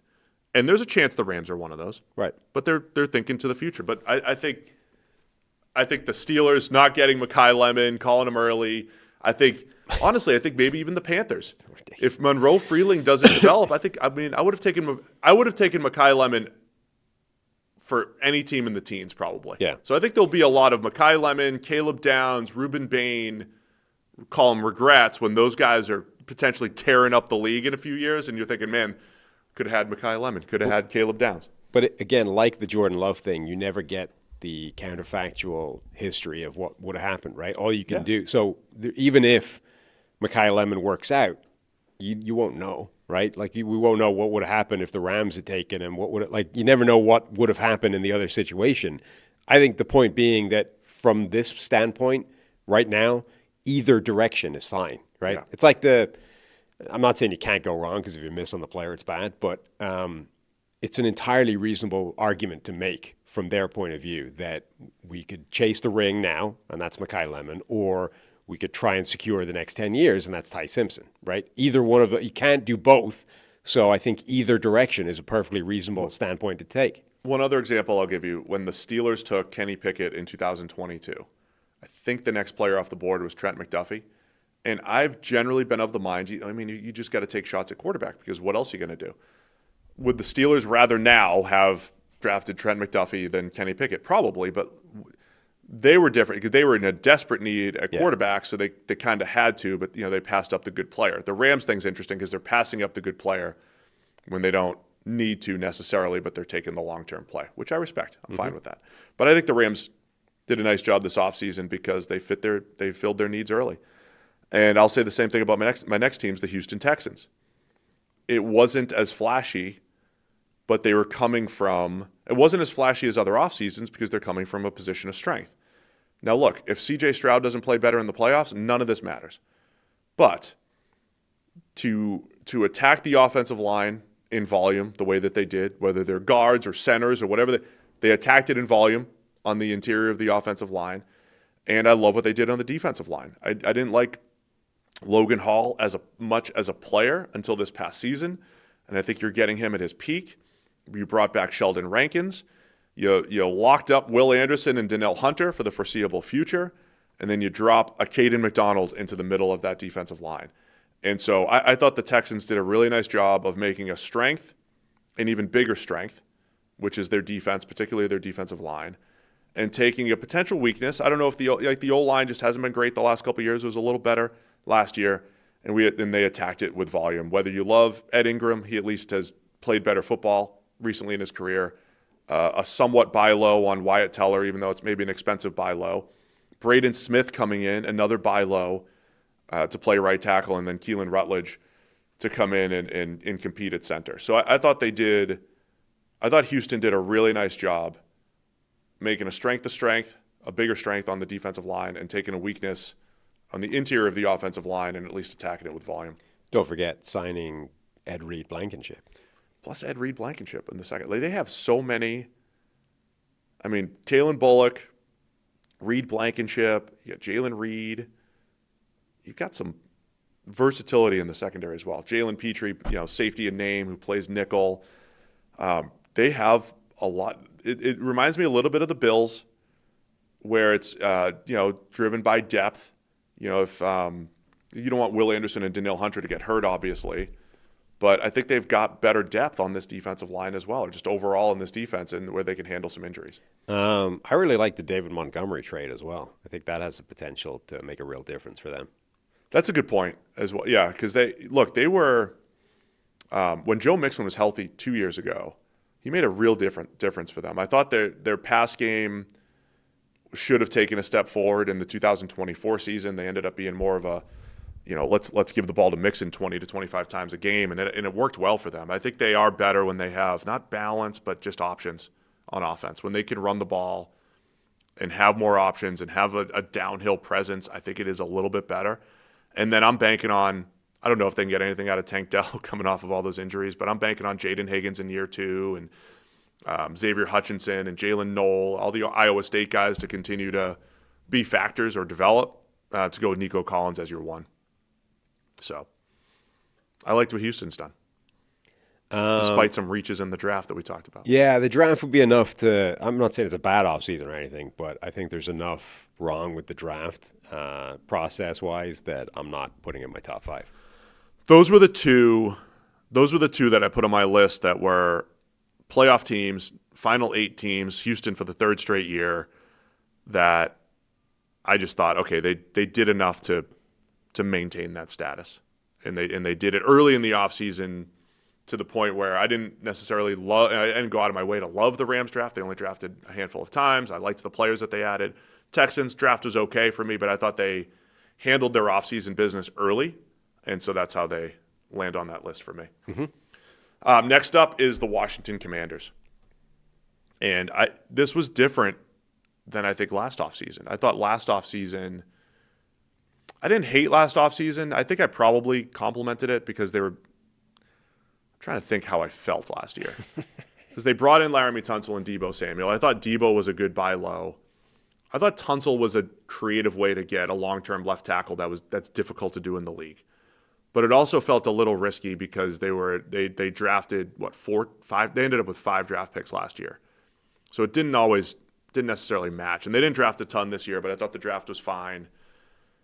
But again, I thought they handled their offseason business early with the defensive additions. Their defense worried me last year. I did not think they attacked the defensive line enough. I liked the Tunsil move, fine, and it's a lot to give up. Deebo buy low, fine. I don't think it's worked out because he's getting older. I was worried about their defensive line in Washington last year, and I think they've addressed that this year. And so that part up. Bring back Tim Settle. Adafe Owe is the big splash move. Leo Chanel at linebacker. So overall front 7 with Bobby Wagner leaving, Leo Chanel, Sonny Styles. They attacked a major weakness in the front 7 this offseason, and I think that's why I got the Commanders here. Yeah, I had no problem with their offseason last year in terms of the trades and the veteran players that they brought in, except that it felt like a team that was never actually as good as they were all moves to win now. It was kind of like the Texans where they stumbled into CJ Stroud and it's like, oh wow, we might actually be good immediately. And so you quickly push all your chips in the middle. It's like, it's time, right? We can win now. And the problem is that because, as you said, their defense on paper was terrible, it's like you probably weren't ever that team. And even though you made it, as far as they did, off the back of Jaden. Like the only way they were going to be that team is if Jaden Daniels was able to do exactly what he did as a rookie, maybe even a little bit more, and drag them that far again. And then he gets hurt. He doesn't play quite that well. It's like, well, the whole thing unspools pretty quickly. But just in isolation, bringing in these good veteran players when they had the flexibility to do it. Like, to me, those are good uses of draft picks. I would then like to see you backfill the loss, right, and trade down a couple of times and just try and get some extra picks the the way the Seahawks were ultimately able to do this year, right? You go into the draft with only 4 picks, whatever. Let's try and trade back somewhere and get some more because the volume is important. But in isolation, I have no problem trading those picks to bring in veteran players that you think will upgrade the roster in significant ways. And certainly Tunsil did. It just didn't work out because the team wasn't as good as they thought it was. Yeah, so I got Washington on the list. I don't feel I don't know if they'd be probably maybe number 5 for me. They brought in so many players this offseason. That's part of it, right? It's just they attacked it in volume where I didn't think they did that last year. I think I liked some of the aggressive moves that they made, but I thought they treated last year like they were a Final Four team, and I never thought they were a Final Four team. And we took a lot of you take in this business, Sam. You take a lot of heat when you tell fans that your team's not as good as they seemed to be last year. You take a lot of heat for that. There's a lot of negativity thrown your way when you say, hey, you know how the Commanders finished in the Final Four last year and went to the NFC Championship? They actually weren't that good. They overachieved. And we said that for multiple reasons, but one of them was they did it despite having a very inconsistent, poor defense that I think came back to bite. They got run all over in the NFC Championship by Philadelphia, and they had a lot of sacks, but they were not consistently pressuring the quarterback. And they took shots on like Marshawn Lattimore, and they got old. They decided to be old, and then they had all the fourth down success. And I wanted to attribute that to Jaden Daniels, which was true. Jaden Daniels was a fourth down weapon. But I thought Dan Quinn won a lot of games for them with his decision-making, aggressiveness, and then the fact that they leaned into Jaden Daniels. Now, last year, would they have been better if Daniels was healthy the whole year? Probably would have been better, but I thought they had some holes. And I thought this year they said, okay, we're not going to do that again. And they're not there yet. Again, I'm not saying they're a Final 8 team or they're competing with the Eagles in the East or whatever. But I think they at least said, we're going to attack this defensive line, the front 7 in particular, and I think they did a nice job with that. Settle, Chanel, Sonny Styles, Odafe Owe, Caleb Von Chason, Dietrich Wise, Charles Omenihu. I like the bodies that they've thrown at this front 7. I don't love that they're now the oldest team in the NFL. That doesn't feel like a great sync with Jaden Daniels, now going into year 3. Kind of an important year for him given how last year went. Like, he needs a bounce back year. They want to bounce back as a team, move in the right direction. To be going in with the oldest team, the oldest roster in the NFL, the oldest defense in the NFL doesn't feel great. I need to chart this out and see what it should look like, because in my head, like we've had all of these discussions over the last decade. Like Herbert, when Herbert was in year 2, the Chargers revamped their offensive line, right? And then the next year they attacked receiver. If I remember the Josh Allen, the pattern was they brought in the veterans on the offensive line and then veterans at receiver, and it mapped out well. I think in year 2 and 3, it's okay. Like the age goes up higher for the roster because you have the money to spend. And then as you get closer to year 4 or 5, when you got to pay the guy, the age of the roster goes down. But that has to coincide with you've drafted well, or you've drafted enough times that you could start relying on the young people, on the young players. And I think that's going to be the question for Washington. 11 picks over the last 2 years for them. Yeah.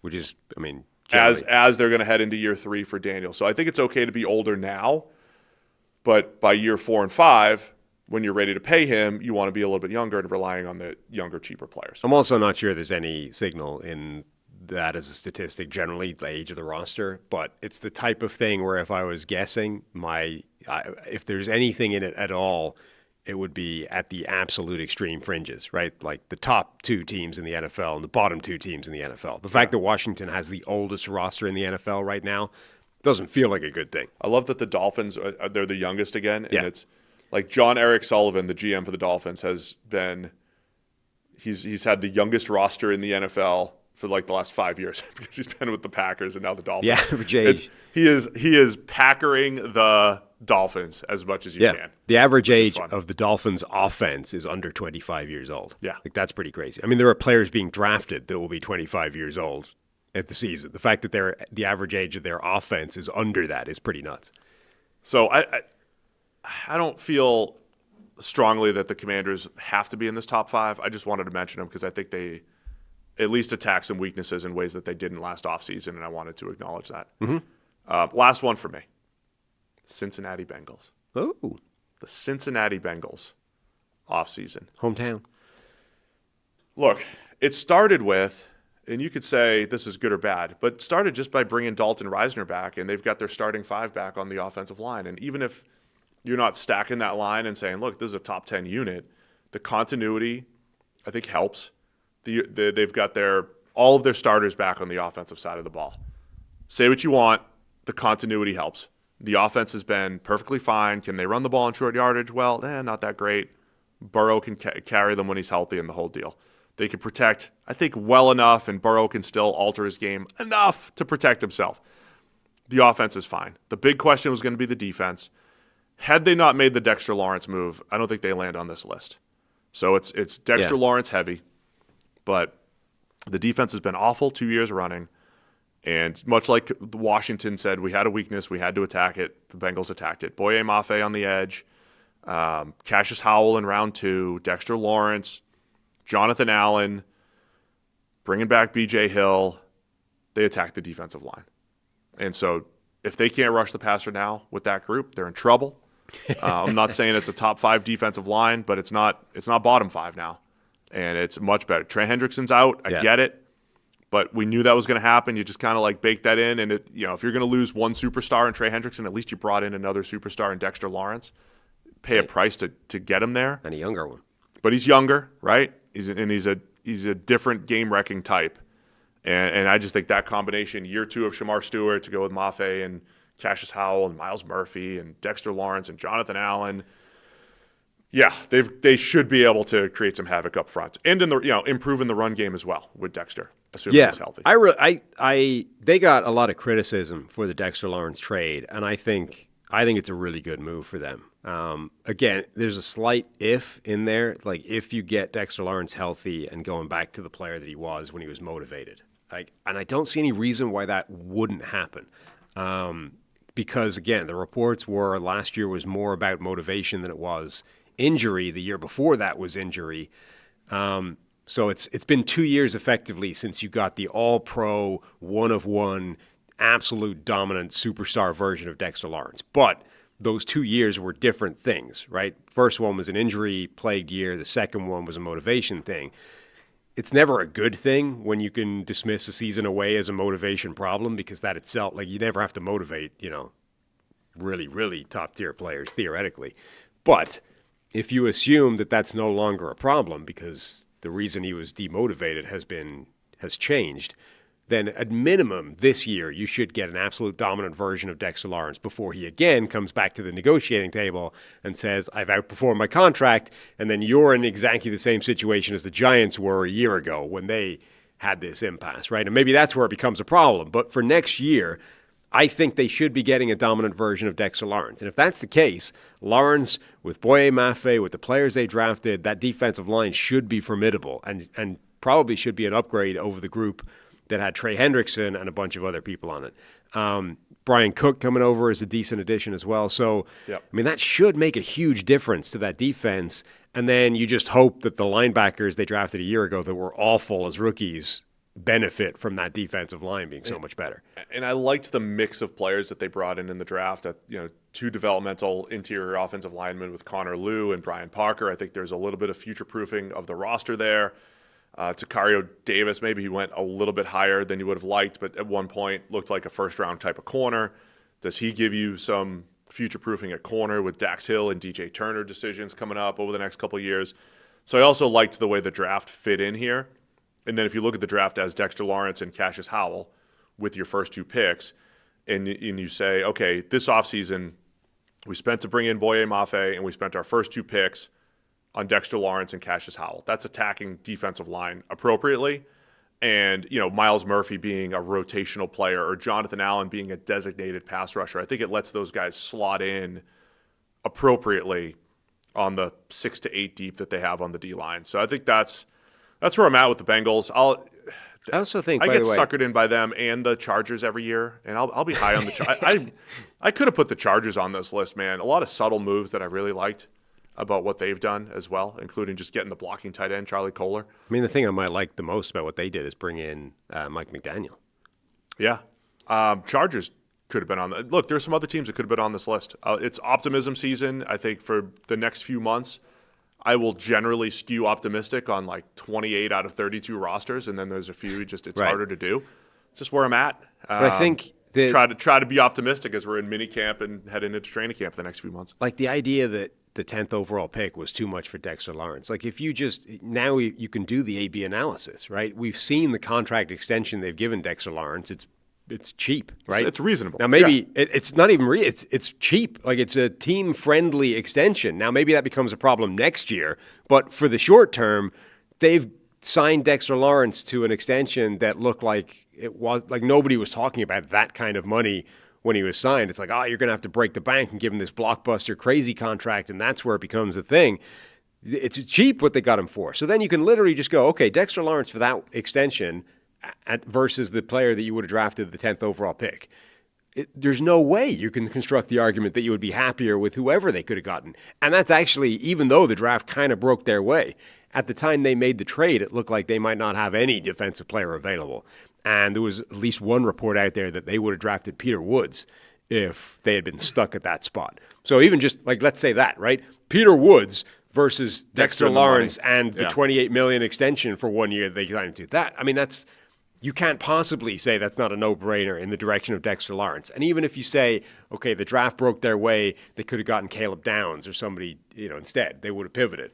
Fine, but Caleb Downs versus Dexter Lawrence, I'm still probably leaning Dexter Lawrence for the certainty that he is a game destroyer. The interesting one. I think that would be the one to keep an eye on. Like I said, I think Bain, Downs, Bengals fans are keeping an eye on both of those guys. Of course. Because in any mock draft, they would have taken either of those guys. Given how good Dexter Lawrence is, given what they've now signed him to, I just don't see how you can possibly criticize that as anything other than a really nice move for them.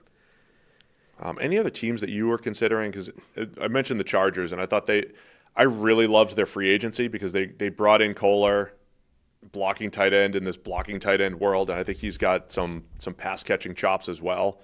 I loved that they brought in Tyler Biadasz after he got released, so it didn't affect the comp pick formula, the whole deal, and you filled that center spot.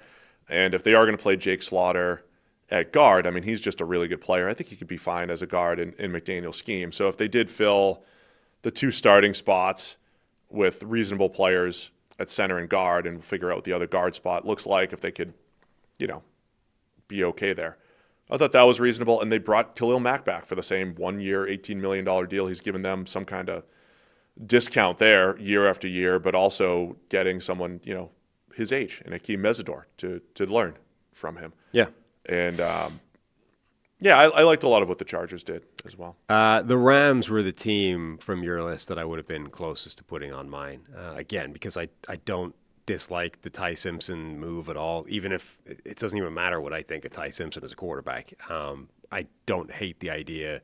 I don't hate the thought process that, look, this time a year ago, Matthew Stafford was getting shoved himself into an airstream, and it's like his back may not function. The man, we're in like August, and he can't walk, right? People thought he might not even play last year. And then all of a sudden it's like, he's fine. Don't worry about it. Like this might be the last year of Stafford. Next year might be the last year of Stafford. We don't know, right? At the very minimum, to not be thinking about the future beyond him, I think is kind of crazy. And I don't think you can ever criticize a team for trying to solidify the succession plan at the most important position of the game. Because again, we've seen what happens when you don't, right? You go into you're like the Steelers, where you don't really think about the future until the future is now, and then, Kenny Pickett is the only option, right? That can happen. So if the Rams did that, that's not good. Yeah. The only other team, Broncos could have been in that mix just by trading for Jalen Waddle, right? I mean, just as a team that doesn't have a ton of holes, and just saying, all right, we're going to add this impact receiver for our line. So I think you could throw in the Saints. I think they've had a really good offseason. Yep. If the Steelers had any solution at quarterback, I would throw Pittsburgh in there as well. I think outside of the fact that they might not have a starting quarterback, I think Pittsburgh have had a really good offseason. Or the fact that Rodgers is going to be their star. I think it's time to just rip the Band-Aid. These are the same things to me.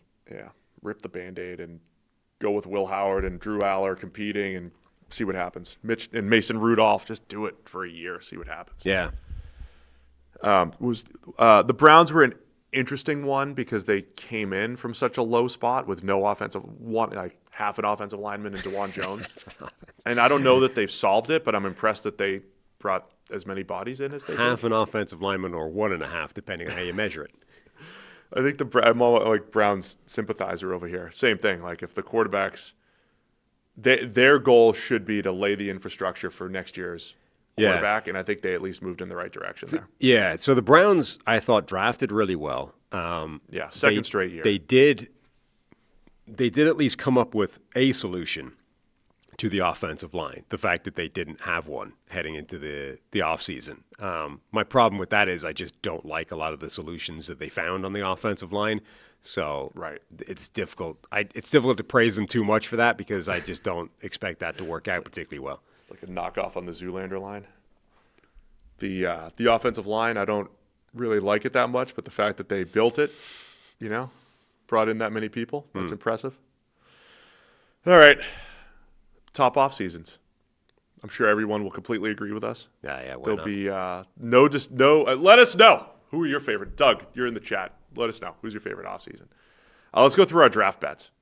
We already had some people email us. We'll tell you how wrong. We had something like 28, 29 accepted bets. Let's see if anybody got any right. How many did we lose? Only a couple. All right, so we've got. We've been getting coffee in. The other Tim Allen sent us his coffee. I got a thing over here for you. Okay, thank you. The other Tim Allen, and then I forget who the other one came in through from, but we've had multiple bags of coffee this morning. All right, Zavi Gotham. Bills will trade out of the first round and into the second to draft Zion Young. Obviously, that did not happen, but we appreciate the boldness and the specificity.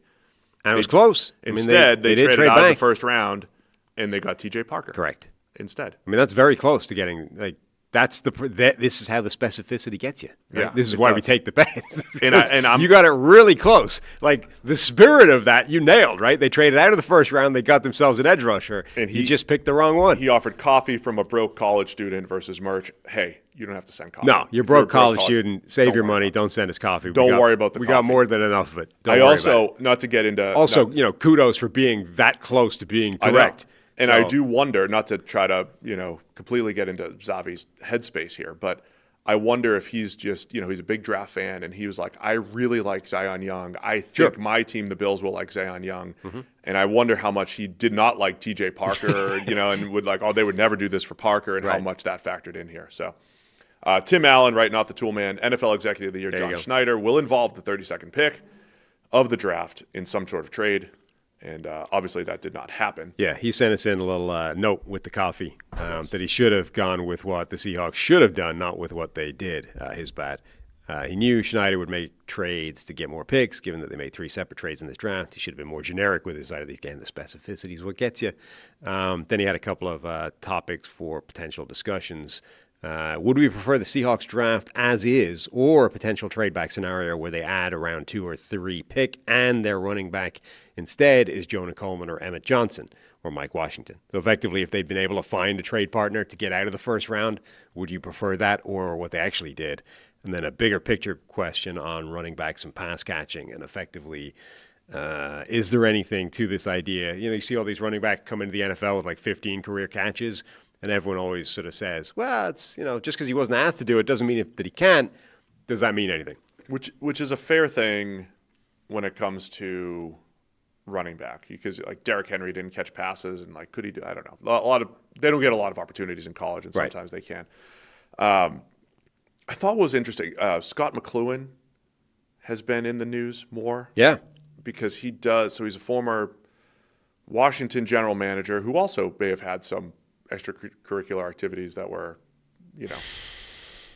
topical, related to certain people in the news. Yeah, so that stuff may have come out through the years. Plus, he's had some other issues that have popped up through the years. But every time you see his name mentioned, it's usually attached to a sentence that reads something along the lines of, "But is widely regarded as one of the best evaluators out there." Great evaluator, and so the two places where I've seen his name pop up is the fact that he loved Dazon Stribling from the Niners, and was like, yeah, of course, he's big and fast. I got to like him better than Omar Cooper. Right. And Scott does some consulting for NFL clubs and the whole thing. And the second one was he liked Jadarian Price more than Jeremiah Love, and compared him to Nick Chubb. And he said, I think he said when we were with the Browns, I think was he consulting with them at the time? McLuhan. And he's got a history with John Schneider in Seattle, like, you know, comes through that tree. He comes through, he's the Packers, Ron Wolf Packers tentacles are really wide in the NFL. He's from that entire tree. I do wonder if there was any influence there with Schneider, or they just kind of came to the same conclusion that they loved Jadarian Price. Yeah. Was the point. For me personally, I did like Jonah Coleman. And so my answer would probably be more picks in Coleman later. Yeah.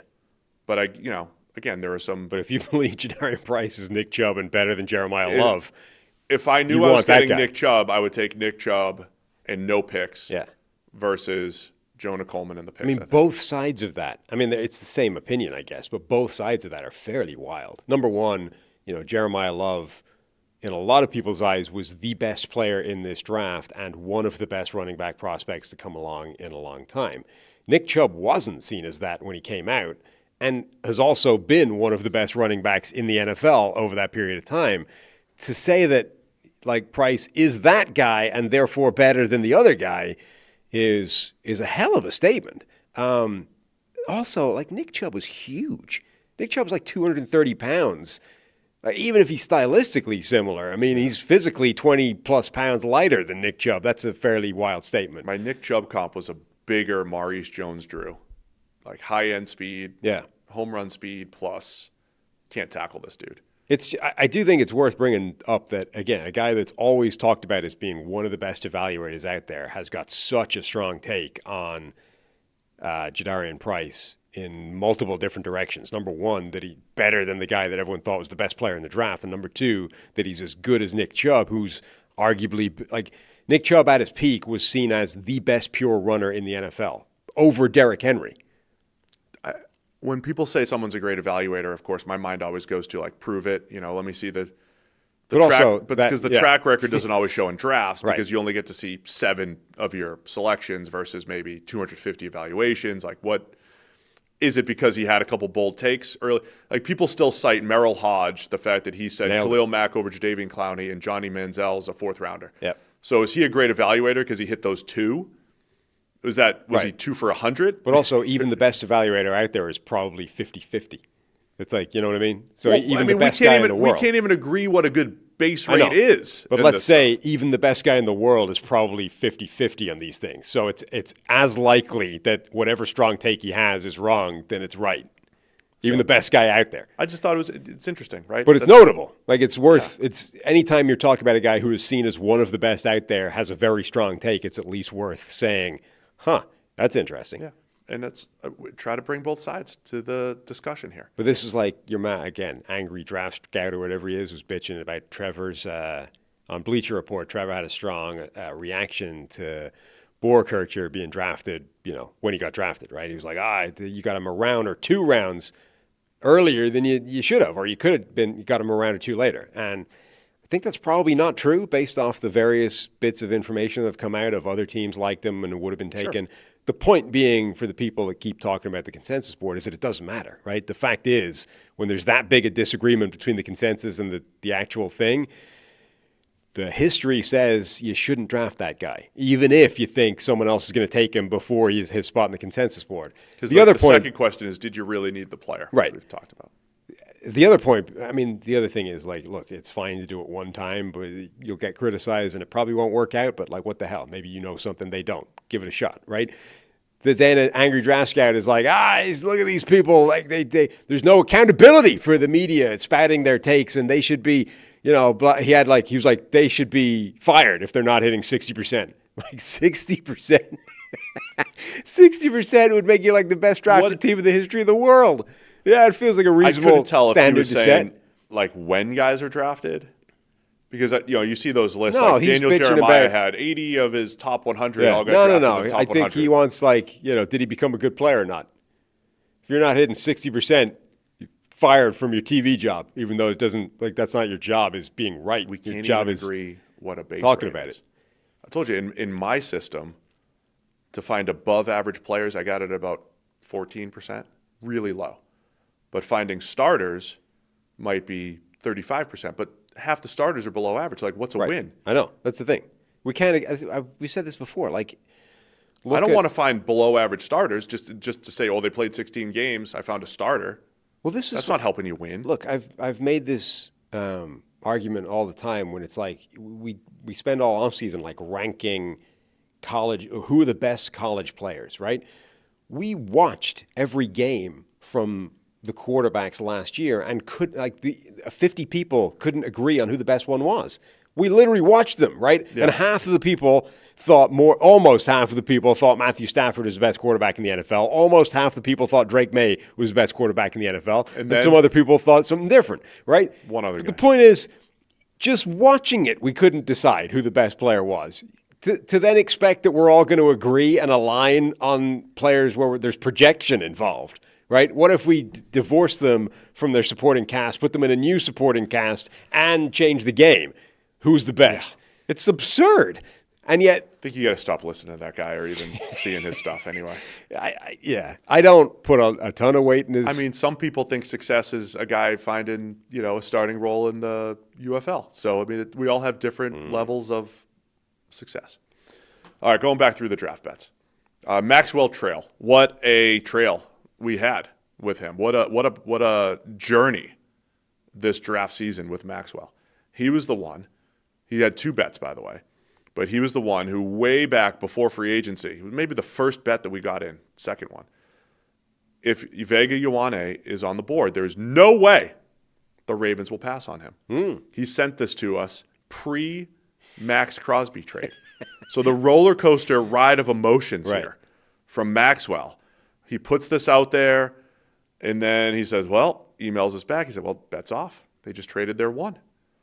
And then you get it back. We get it back. He said, bet's on. We're back. We're back, baby. And this was one of the 2 or 3 that were correct. And so he gets an XL black hoodie versus he was going to give up a bag of coffee or football cards. Nice. Now, he did come back with another bold bet, which was that Ty Simpson will, in all caps, without a doubt, be a New York Jet, which he is not. No.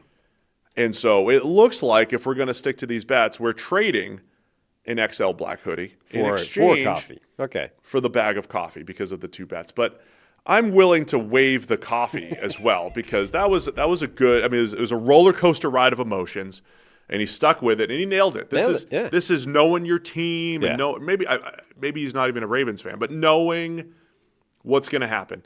And just hitting on the pick. Vega Ioane on the board. There's no way the Ravens will pass on him, despite the fact that they were talking trade. Mulling, yeah. And they had a couple other options. But I mean, nailing a player and pick in the middle of the first round is impressive. That's why we do this. Like, it's one thing to be like, okay, the 5th overall pick when there's only a couple of options that could change, but to be like the 14th overall pick when who knows what's happened in the draft so far and nail the player and pick combination is good work. All right, so congrats to Maxwell. A couple others here. We got Amos. He said Denzel Boston goes to the top 20 picks of the draft. That's a loss. Yep. He offered good coffee from New York, so bring it, Amos. Jalen Baskin had the Raiders trading the number 1 overall pick to the Dolphins, so they could draft Mendoza. That was always out there. That was aggressive. He offered a couple $25 Visa gift cards. Mark Cunningham said the 49ers will trade up to the top 10 to get a pass catcher, and that pass catcher's name will be Kenyon Sadiq. Obviously, that did not happen. Numa Coffee, you picked the roast. That's what he offered. Simon Hugh had the Saints making a move up to select a running back. Did not give up anything. That did not happen. Drew Ferris had a few here. He had Omar Cooper Jr. getting drafted before Jordan Tyson. Obviously, Tyson goes 8, Cooper goes 30. He had Ty Simpson getting drafted on day 3. He went in the first round. Yep. And he had Jeremiah Love falling to 18 to the Vikings. He was kind of wrong on a lot on the extreme end here. Cooper, because Tyson went 8. Yeah. Simpson went 13. Yeah. And Jeremiah Love went 3. They all went They went the other way. They went higher than expected when these bets were sent on March 26th. Right. All players went much higher than expected. Drew, longtime listener, but yeah, we appreciate. He offered coffee versus merch on all of these.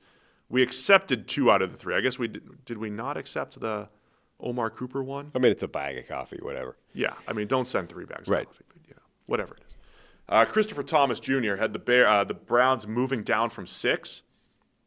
Which Got they did. that. But he also had the Eagles trading A.J. Brown on Thursday or Friday to New England. Now, which is going to happen, just not on Thursday or Friday. From the sounds. It's close. He said if you accept both and one hits, we call it a wash. If you accept both, can I get some merch? If they both hit, can I get some merch? So he didn't win the merch. One happened, the Browns. Yeah. So it's a wash. He said if these accept and these do not hit, I will attempt to eat 12 egg and cheese omelets and donate $10 to a charity of your choice. But this is a wash, though. 12 egg and cheese omelets. Yeah. That's a lot. Z. Doberman. I was telling you there's a guy on the Ringer Fantasy show that he had something similar to this. I forget what his declarative statement was, but he was like, if it happens, he will get kicked in the nuts as hard as possible. And they were busy on night 1 of the draft trying to get video evidence of this guy getting booted in the nuts. I texted Austin Gale. I was like, I had to sign a waiver just to dap somebody up in your video, but this is okay by legal. What was he betting again? I forget what his statement was, but it was similar to this, right? It's like, this will never happen or this will definitely happen. And if it doesn't, I'll get kicked in the nuts as hard as possible. And whatever the thing was went against this guy. And so they were busy trying to get him to pay up and get video evidence of him getting hoofed in the nuts by somebody. So be careful what you bet, It's what the It's one thing to give up coffee. It's another thing to be getting buried in the testicles. We'll stick with coffee here because I'm not entertained by the other part. I mean, I'd watch it, but I wouldn't do it for your own health and safety. I'd rather the good coffee. Also, we don't have a legal department, so we might get ourselves into trouble that way. Z. Doberman had the most trades in the first 16 picks of the first round in at least 10 years. I don't think there were enough trades. No. 6 in the top 16. That did not happen. Correct. No. I mean, Hagel put it in as right. Have we checked? We have to check this. That definitely wasn't right? I mean, there was so he said in the first 16 picks of the draft. Yeah, which there weren't, right? No, there was not.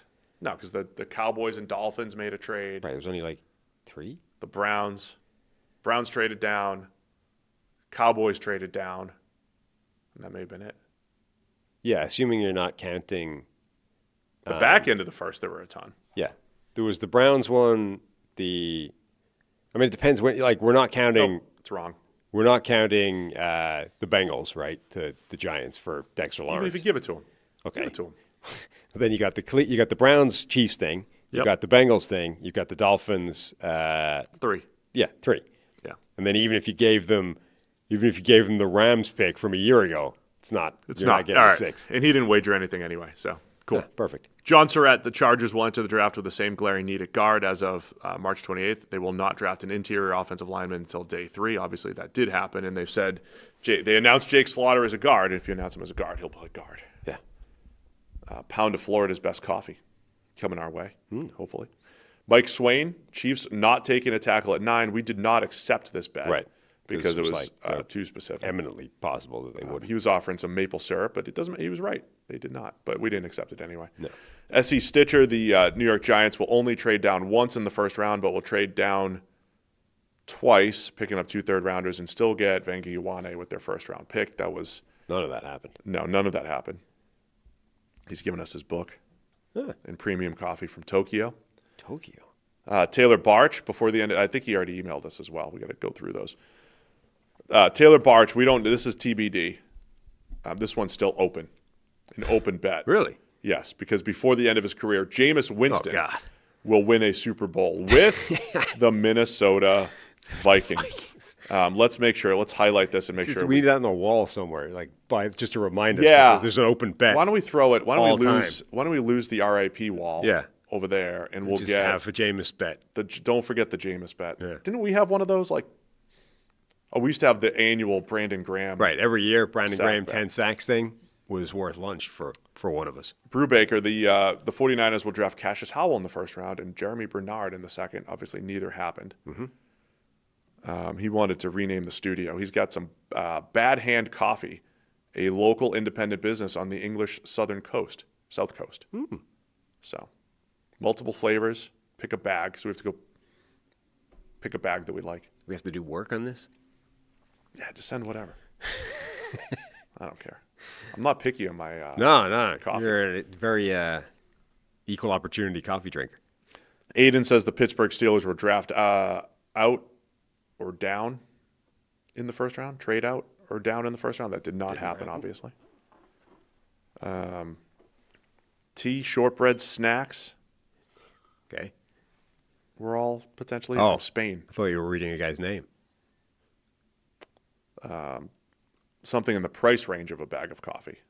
Fair. Spain. Yeah. Anything you want from Spain? Let Aiden know. Cole Mitchell. Dallas Cowboys will draft a defensive lineman with their first pick, no matter what. Oh, yeah. Second pick they did. First pick they did not. Which isn't the first pick. Yep, which is wrong. Yeah. We get some Austin, Texas coffee. Medici coffee. Medici. Sorry. I mean, I assume, right? Yeah, sorry. That's right, I think. Yeah. Medici's here? Nice. Nice Italian I am. Right. You're not familiar with the Medicis? Palazzolo. Justin Pitt at Casey Concepcion will be one of the first two receivers taken in the draft. If he's not, he should be. So he still believes in him. He didn't know if we were actually giving up coffee, but he's going to send us some Meyer brand coffee because he's a broke college student. Yeah, we don't need you, Justin. You're absolved. We don't need your coffee. Broke college students are absolved from the coffee. Appreciate your boldness. We'll keep an eye on Casey Concepcion and his and also development. your willingness to send it, but save your money. Yeah, save your money. Absolutely. Dominique Orange from Rick Cable here. Big Citrus. Rick Cable said Dominique Orange, a.k.a. Big Citrus, Yep. will be drafted by a team in a North division. Got it. AFC or NFC North. This is correct. That was one where we played the odds. It's like it's 75% our way, 25% your way. We'll take the shot. Yeah. Honestly, maybe the odds were slightly more in his favor because they're double black and blue divisions. You're looking for nose tackles. And there's some team. Yeah, I mean, maybe he thought about it more and equalized the odds better. And we should have thought about it more than that. Rick's model worked better than ours, and he got it right. Yeah. So we owe you some merch, Rick. So send us your sizes and the whole deal. Scott Leonard had the Cleveland Browns will select Malachi Fields, which obviously they did not. He wanted a mug, but he's going to donate $100 to the charity of our choice. We can email you, Scott, with a charity suggestion. Jurgen. Yeah. He was German, right? Or Austrian or something. Austrian. Yeah, Jurgen. Reuben Bain will fall to 10 at the Bengals or lower. Yeah. Ty Simpson, though, won't be picked any earlier than the third round. And he said both must be true. It'll get you. He just wanted a shout-out, which he's getting anyway. So he's going to, a $50 voucher to a local coffee shop of your choice. Ooh. So is that, we've got the only one that I know of you can get vouchers is the Emporium. The Emporium. Yeah. Coffee Emporium. Uh-huh. And that's not kind of awkward to get to. Yeah, it's not on our way in any longer. I might have to find there's one in Do Brown Bear do vouchers? They do coffee. Oh, see if you can get Brown Bear vouchers. They'll get you a couple muffins. I think they definitely do. You're going to use it on 2 muffins. They definitely do vouchers. I don't know if they do them online, though. Let me check. Simon Hughes back here. Did we already do this one? Most trades? Yeah, most trades in the top half of the first round is what we had. Oh, yeah, so he had the league will at least tie the record for the most first-round picks moved into single draft. The record's 18 in 2022. I don't think we got there. Gift cards. Brown Bear does gift cards. Do you want Brown Bear? Coffee / I always want breakfast. Brown Bear. All right. Baked goods. Email Coffee / baked goods. Simon wants to make a picture for us. Okay. So with this lost bet, he offers his art skills to make a fun picture of the Check the Mic game. Oh, that's right. We were saying whether he's Maybe an artist even or not, it's a good thing because either he's like me or you, and it's like a child drew it, or, right, or he's an actual artist, in which case either way it's good. It's either really fun, and we can maybe it ends up right here. It's either fun or funny. Yeah. Yeah. Oh, I kind of hope he's not really an artist. It's like my 5-year-old's drawn something That's for what I'm us. saying. That'd be funny. Either way, it's good.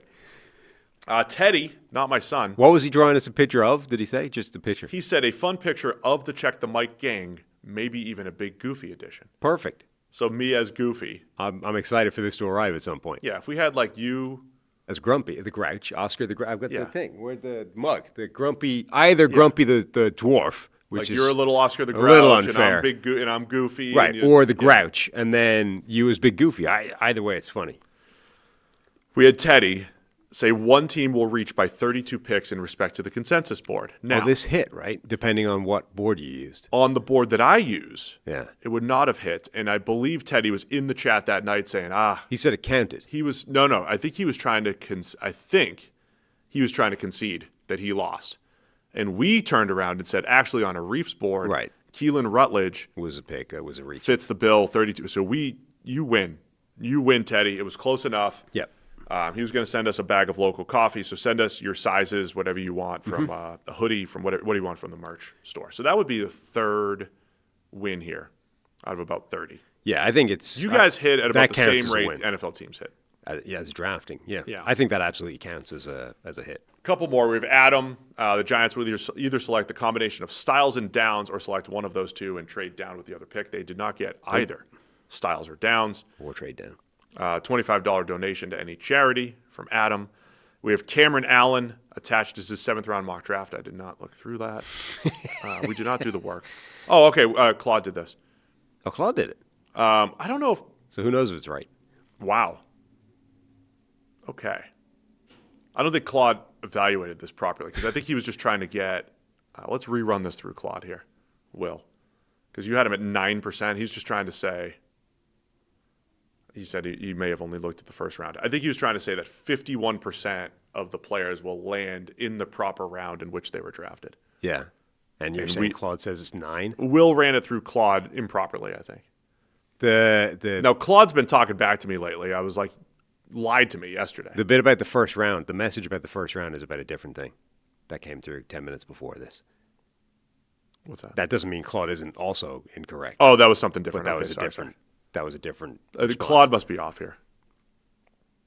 10% would be a bad hit rate. Oh, he thought that he would get 51% of his 7th-round picks, right? Oh, the 7th round. So 51% of the 7th round he has in the 7th round. Is that what we're... No, he wanted to say 51% fall into the round as predicted. Right. And I don't think we've properly We don't tested know if that. that's correct or so not based off we'll circle AI. back, Cameron. We'll circle back to make sure we do this properly. We did tell him it's an honor system because we're unlikely to be either... or Claude could lie and say, we're yeah. we're either too incompetent to check or certainly too lazy Claude's to check. going to be like, great job, Will. You actually got 98% correct. So basically, if you reply and tell us whether you hit or not, we will honor it whatever you say because we're too lazy or stupid to check it ourselves. We have an unnamed one, too, that said that the Cowboys will trade back at 20 and draft Keldrick Falk with their second pick of the first round and then Jacob Rodriguez with their 3rd overall pick. Neither thing happened. Nope. So, depending on what happens with the 7th-round mock that we review, We should get we're honor at about system. 3 for 28. That's not bad. Yeah, Not bad. A couple good bets.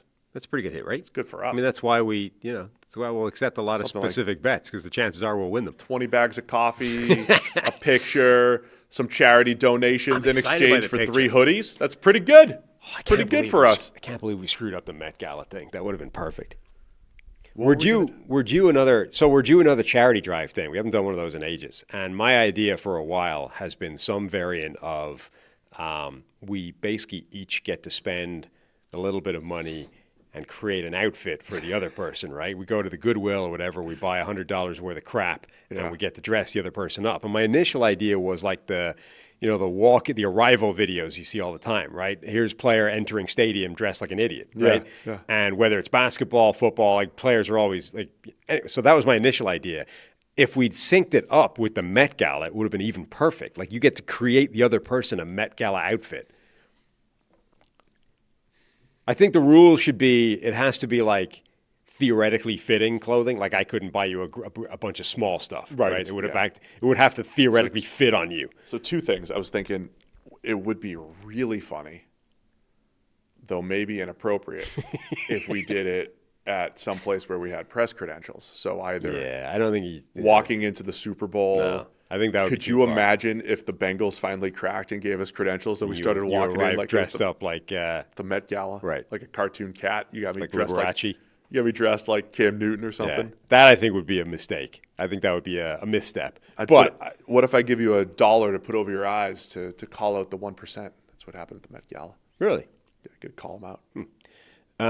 But I think it would be good. Gala. I think we could stage it as a good walk-in video to the studio, like an arrival video to the studio. You know, I think that would be good. And then, or just pose for your Met Gala. Here's your Met Gala fit on the red carpet. We have either way, a red carpet, green screen over here.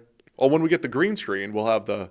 We could set it up, as a Met Gala thing. Either way, I think that would be good. But the point is, the Met Gala just happened, so we missed that. But we could sync it up for the start of the next season and do just an arrival video. Yeah, we could do that. I think that's a good charity drive. Chat says, good luck finding Steve sizes. I think you underestimate the number of extremely large people in the United States of America. Now, a lot of them are wide rather than tall. We'll have to set some kind of, guardrails around this. Really? Like what? Like a couple. I think as long as you're in the size ballpark, you're good. Yeah, good luck. Anyway, we did this. I did this with our teammates. One of the last teams that I played for. We had the final series of the year. We all picked out of a hat. You picked a person, and you had $10 to spend at Goodwill or whatever it was. Can't do that now. $20, whatever Inflation. It was. $20 at Goodwill, and we all dressed each other, whoever you picked, and we all had to. It was a stadium that was walking distance from the hotel. Yeah. So we all made the walk, dressed up, and went out that night. So we walked to the stadium and went out as a team that night. I still have the old picture, but I think I had like a powder blue, ill-fitting suit, including a top hat. Yeah, that was found for me. That was pretty nice. The ill-fitting's fine. Like I think ill-fitting is fine. You just can't be like women's small or something like that. That's what I mean. Literally, like it's not that it has to be tailored. It's that I can't just provide you a group of like small outfits that literally won't get on. That would be unreasonable. Yeah, I think. But anything else, I think is fair. What are the guardrails you're thinking of? I don't think you should. I don't think we should do like women's clothes or anything like that. I don't think we need to. Cross-dressing is where you draw the line. Yeah, like funny men's clothing or whatever. Ill-fitting's fine. Whatever. Okay. I don't think we need to. Don't need like lingerie or anything. I would say like we're not. This isn't. It's not like rookie hazing. No, so I would say it has to be something. It depends if you want to sink the Met Gala thing into it, but it has to be something that could plausibly be like. Could you convince somebody that Stephon Diggs wore that into a stadium? I think that's a guardrail that I think is good. That's a much broader spectrum than you think. No, I get it. I'm just. It needs to be something that you're like, oh, this is. Joe Burrow got suggested to wear this for whatever reason, and he's unironically wearing this to the exactly. And that's like the Met Gala thing. I think would broaden that even further. Like, could you be convinced that Justin Jefferson arrived to the Met Gala dressed in this? Right. That's probably quite a large, with like a live monkey over his shoulders or something. It's probably quite a broad range of outfits that you would normally exclude. Joe Burrow's over there in like a T-shirt at the. He's going to get kicked out of the Derby wearing a T-shirt. Yeah.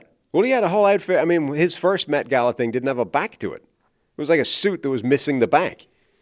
Did the rich folks just go straight from the Derby to the Met Gala this week? That's a big week for them. Yeah, but in a private jet, that's a big week for the aristocrats, though. But it's straight on the jet. It's easy. That's good. They probably they'll just lined up their private jets, went right to the gala. Yeah.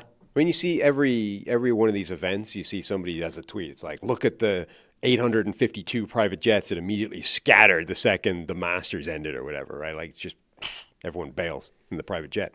Oh, man, the Derby's such a fascinating group of people because it's like, the rich folk and then the college kids on the infield. Right. It's like it's NASCAR down here, and then it's like, the aristocrats up top. Yeah. What a group. You'd be somewhere in the middle. You're not poor enough to be with the college kids on the infield. No. But you can't certainly not rich. You can't hang out with the billionaires. No. Certainly not. Anyway, we could do that next. Figure out what we're raising money for. Well, that would make sense. I think sync up now for like the start of the season. Yeah, You know, I like that. That's fine. arrival outfits. So we need to. It's like a week one arrival outfit Right. or something. So we can spend the entire offseason raising money for that. All right, let's do it. Let's set it up. Once we get it sorted, yeah. What do you want to do? You want to do like our own? Send us in suggestions of charities, by the way, if you have good ones, because we're doing various things. Well, Yeah, this, A, we need one for this, and B, we constantly get people being like, "I'll put up X money to the charity of your choice," and I don't want to use the same ones all the time because we can mix it up. So send us in suggestions of any good charities, good causes, reasons for the good cause, all that kind of stuff. Check the mic at the33rd team.com. Always looking for those suggestions. Mahal's asking if you have Mother's Day plans. I don't, other than I have arranged Mother's Day gifts for both my mother and the mother of my child. Nice. My week is going to be spent, the rest of my week is going to be spent nagging that child to figure out what she wants to do for Mother's Day, which is always kind of annoying. I hope Kelly's not watching, I don't think, but we're trying to get something creative. She likes creative from the kids, right? Put some effort in. So we're going to try to get the 4 kids to put some effort in. I got something in the works, and that's about it. And then we just kind of breakfast in bed, and we all cook, get the kids cooking. Right. Harry, you're on the eggs. Teddy, do some toast. The whole thing. Uh-huh. And that's it. And then we got to pack. We're going to be heading to Massachusetts for a wedding a few days. We were going to leave on Mother's Day, so Kelly was ready to give up her Mother's Day. Wow. To hit the road, and then we pushed for a million hours. We pushed the trip back a little bit so that they don't miss as many baseball games. So now I thought I was getting out of Mother's Day but now we're back in. So it's whatever you need. Scout soccer season. It's a disaster. They're up to 11 aside. The defense is a mess. Awful. I don't know what to do. Yeah, you're going to be building your car all through Mother's Day. Well, yes. Also, I think some things arrived. I got the notifications. More things arrived today. I'm in a holding pattern waiting for things that are like midway through my to-do list. I can't do anything until they arrive. And then I can, theoretically, there's like a 24, 48-hour period where like a lot is going to happen. But I'm waiting until those things arrive. All right, man. Fun show, as always. We're back again to 2 shows a week, Monday, Thursday. So we'll be back here Monday at 9. Monday, Thursday, 9 a.m. Throughout this offseason, hit us up with any suggestions, emails, all the deal. Check the mic at the33rd team.com. Good? Yep. All right, that's it for us. Thanks to everybody for tuning in. We'll see you again Monday. More. Check the mic.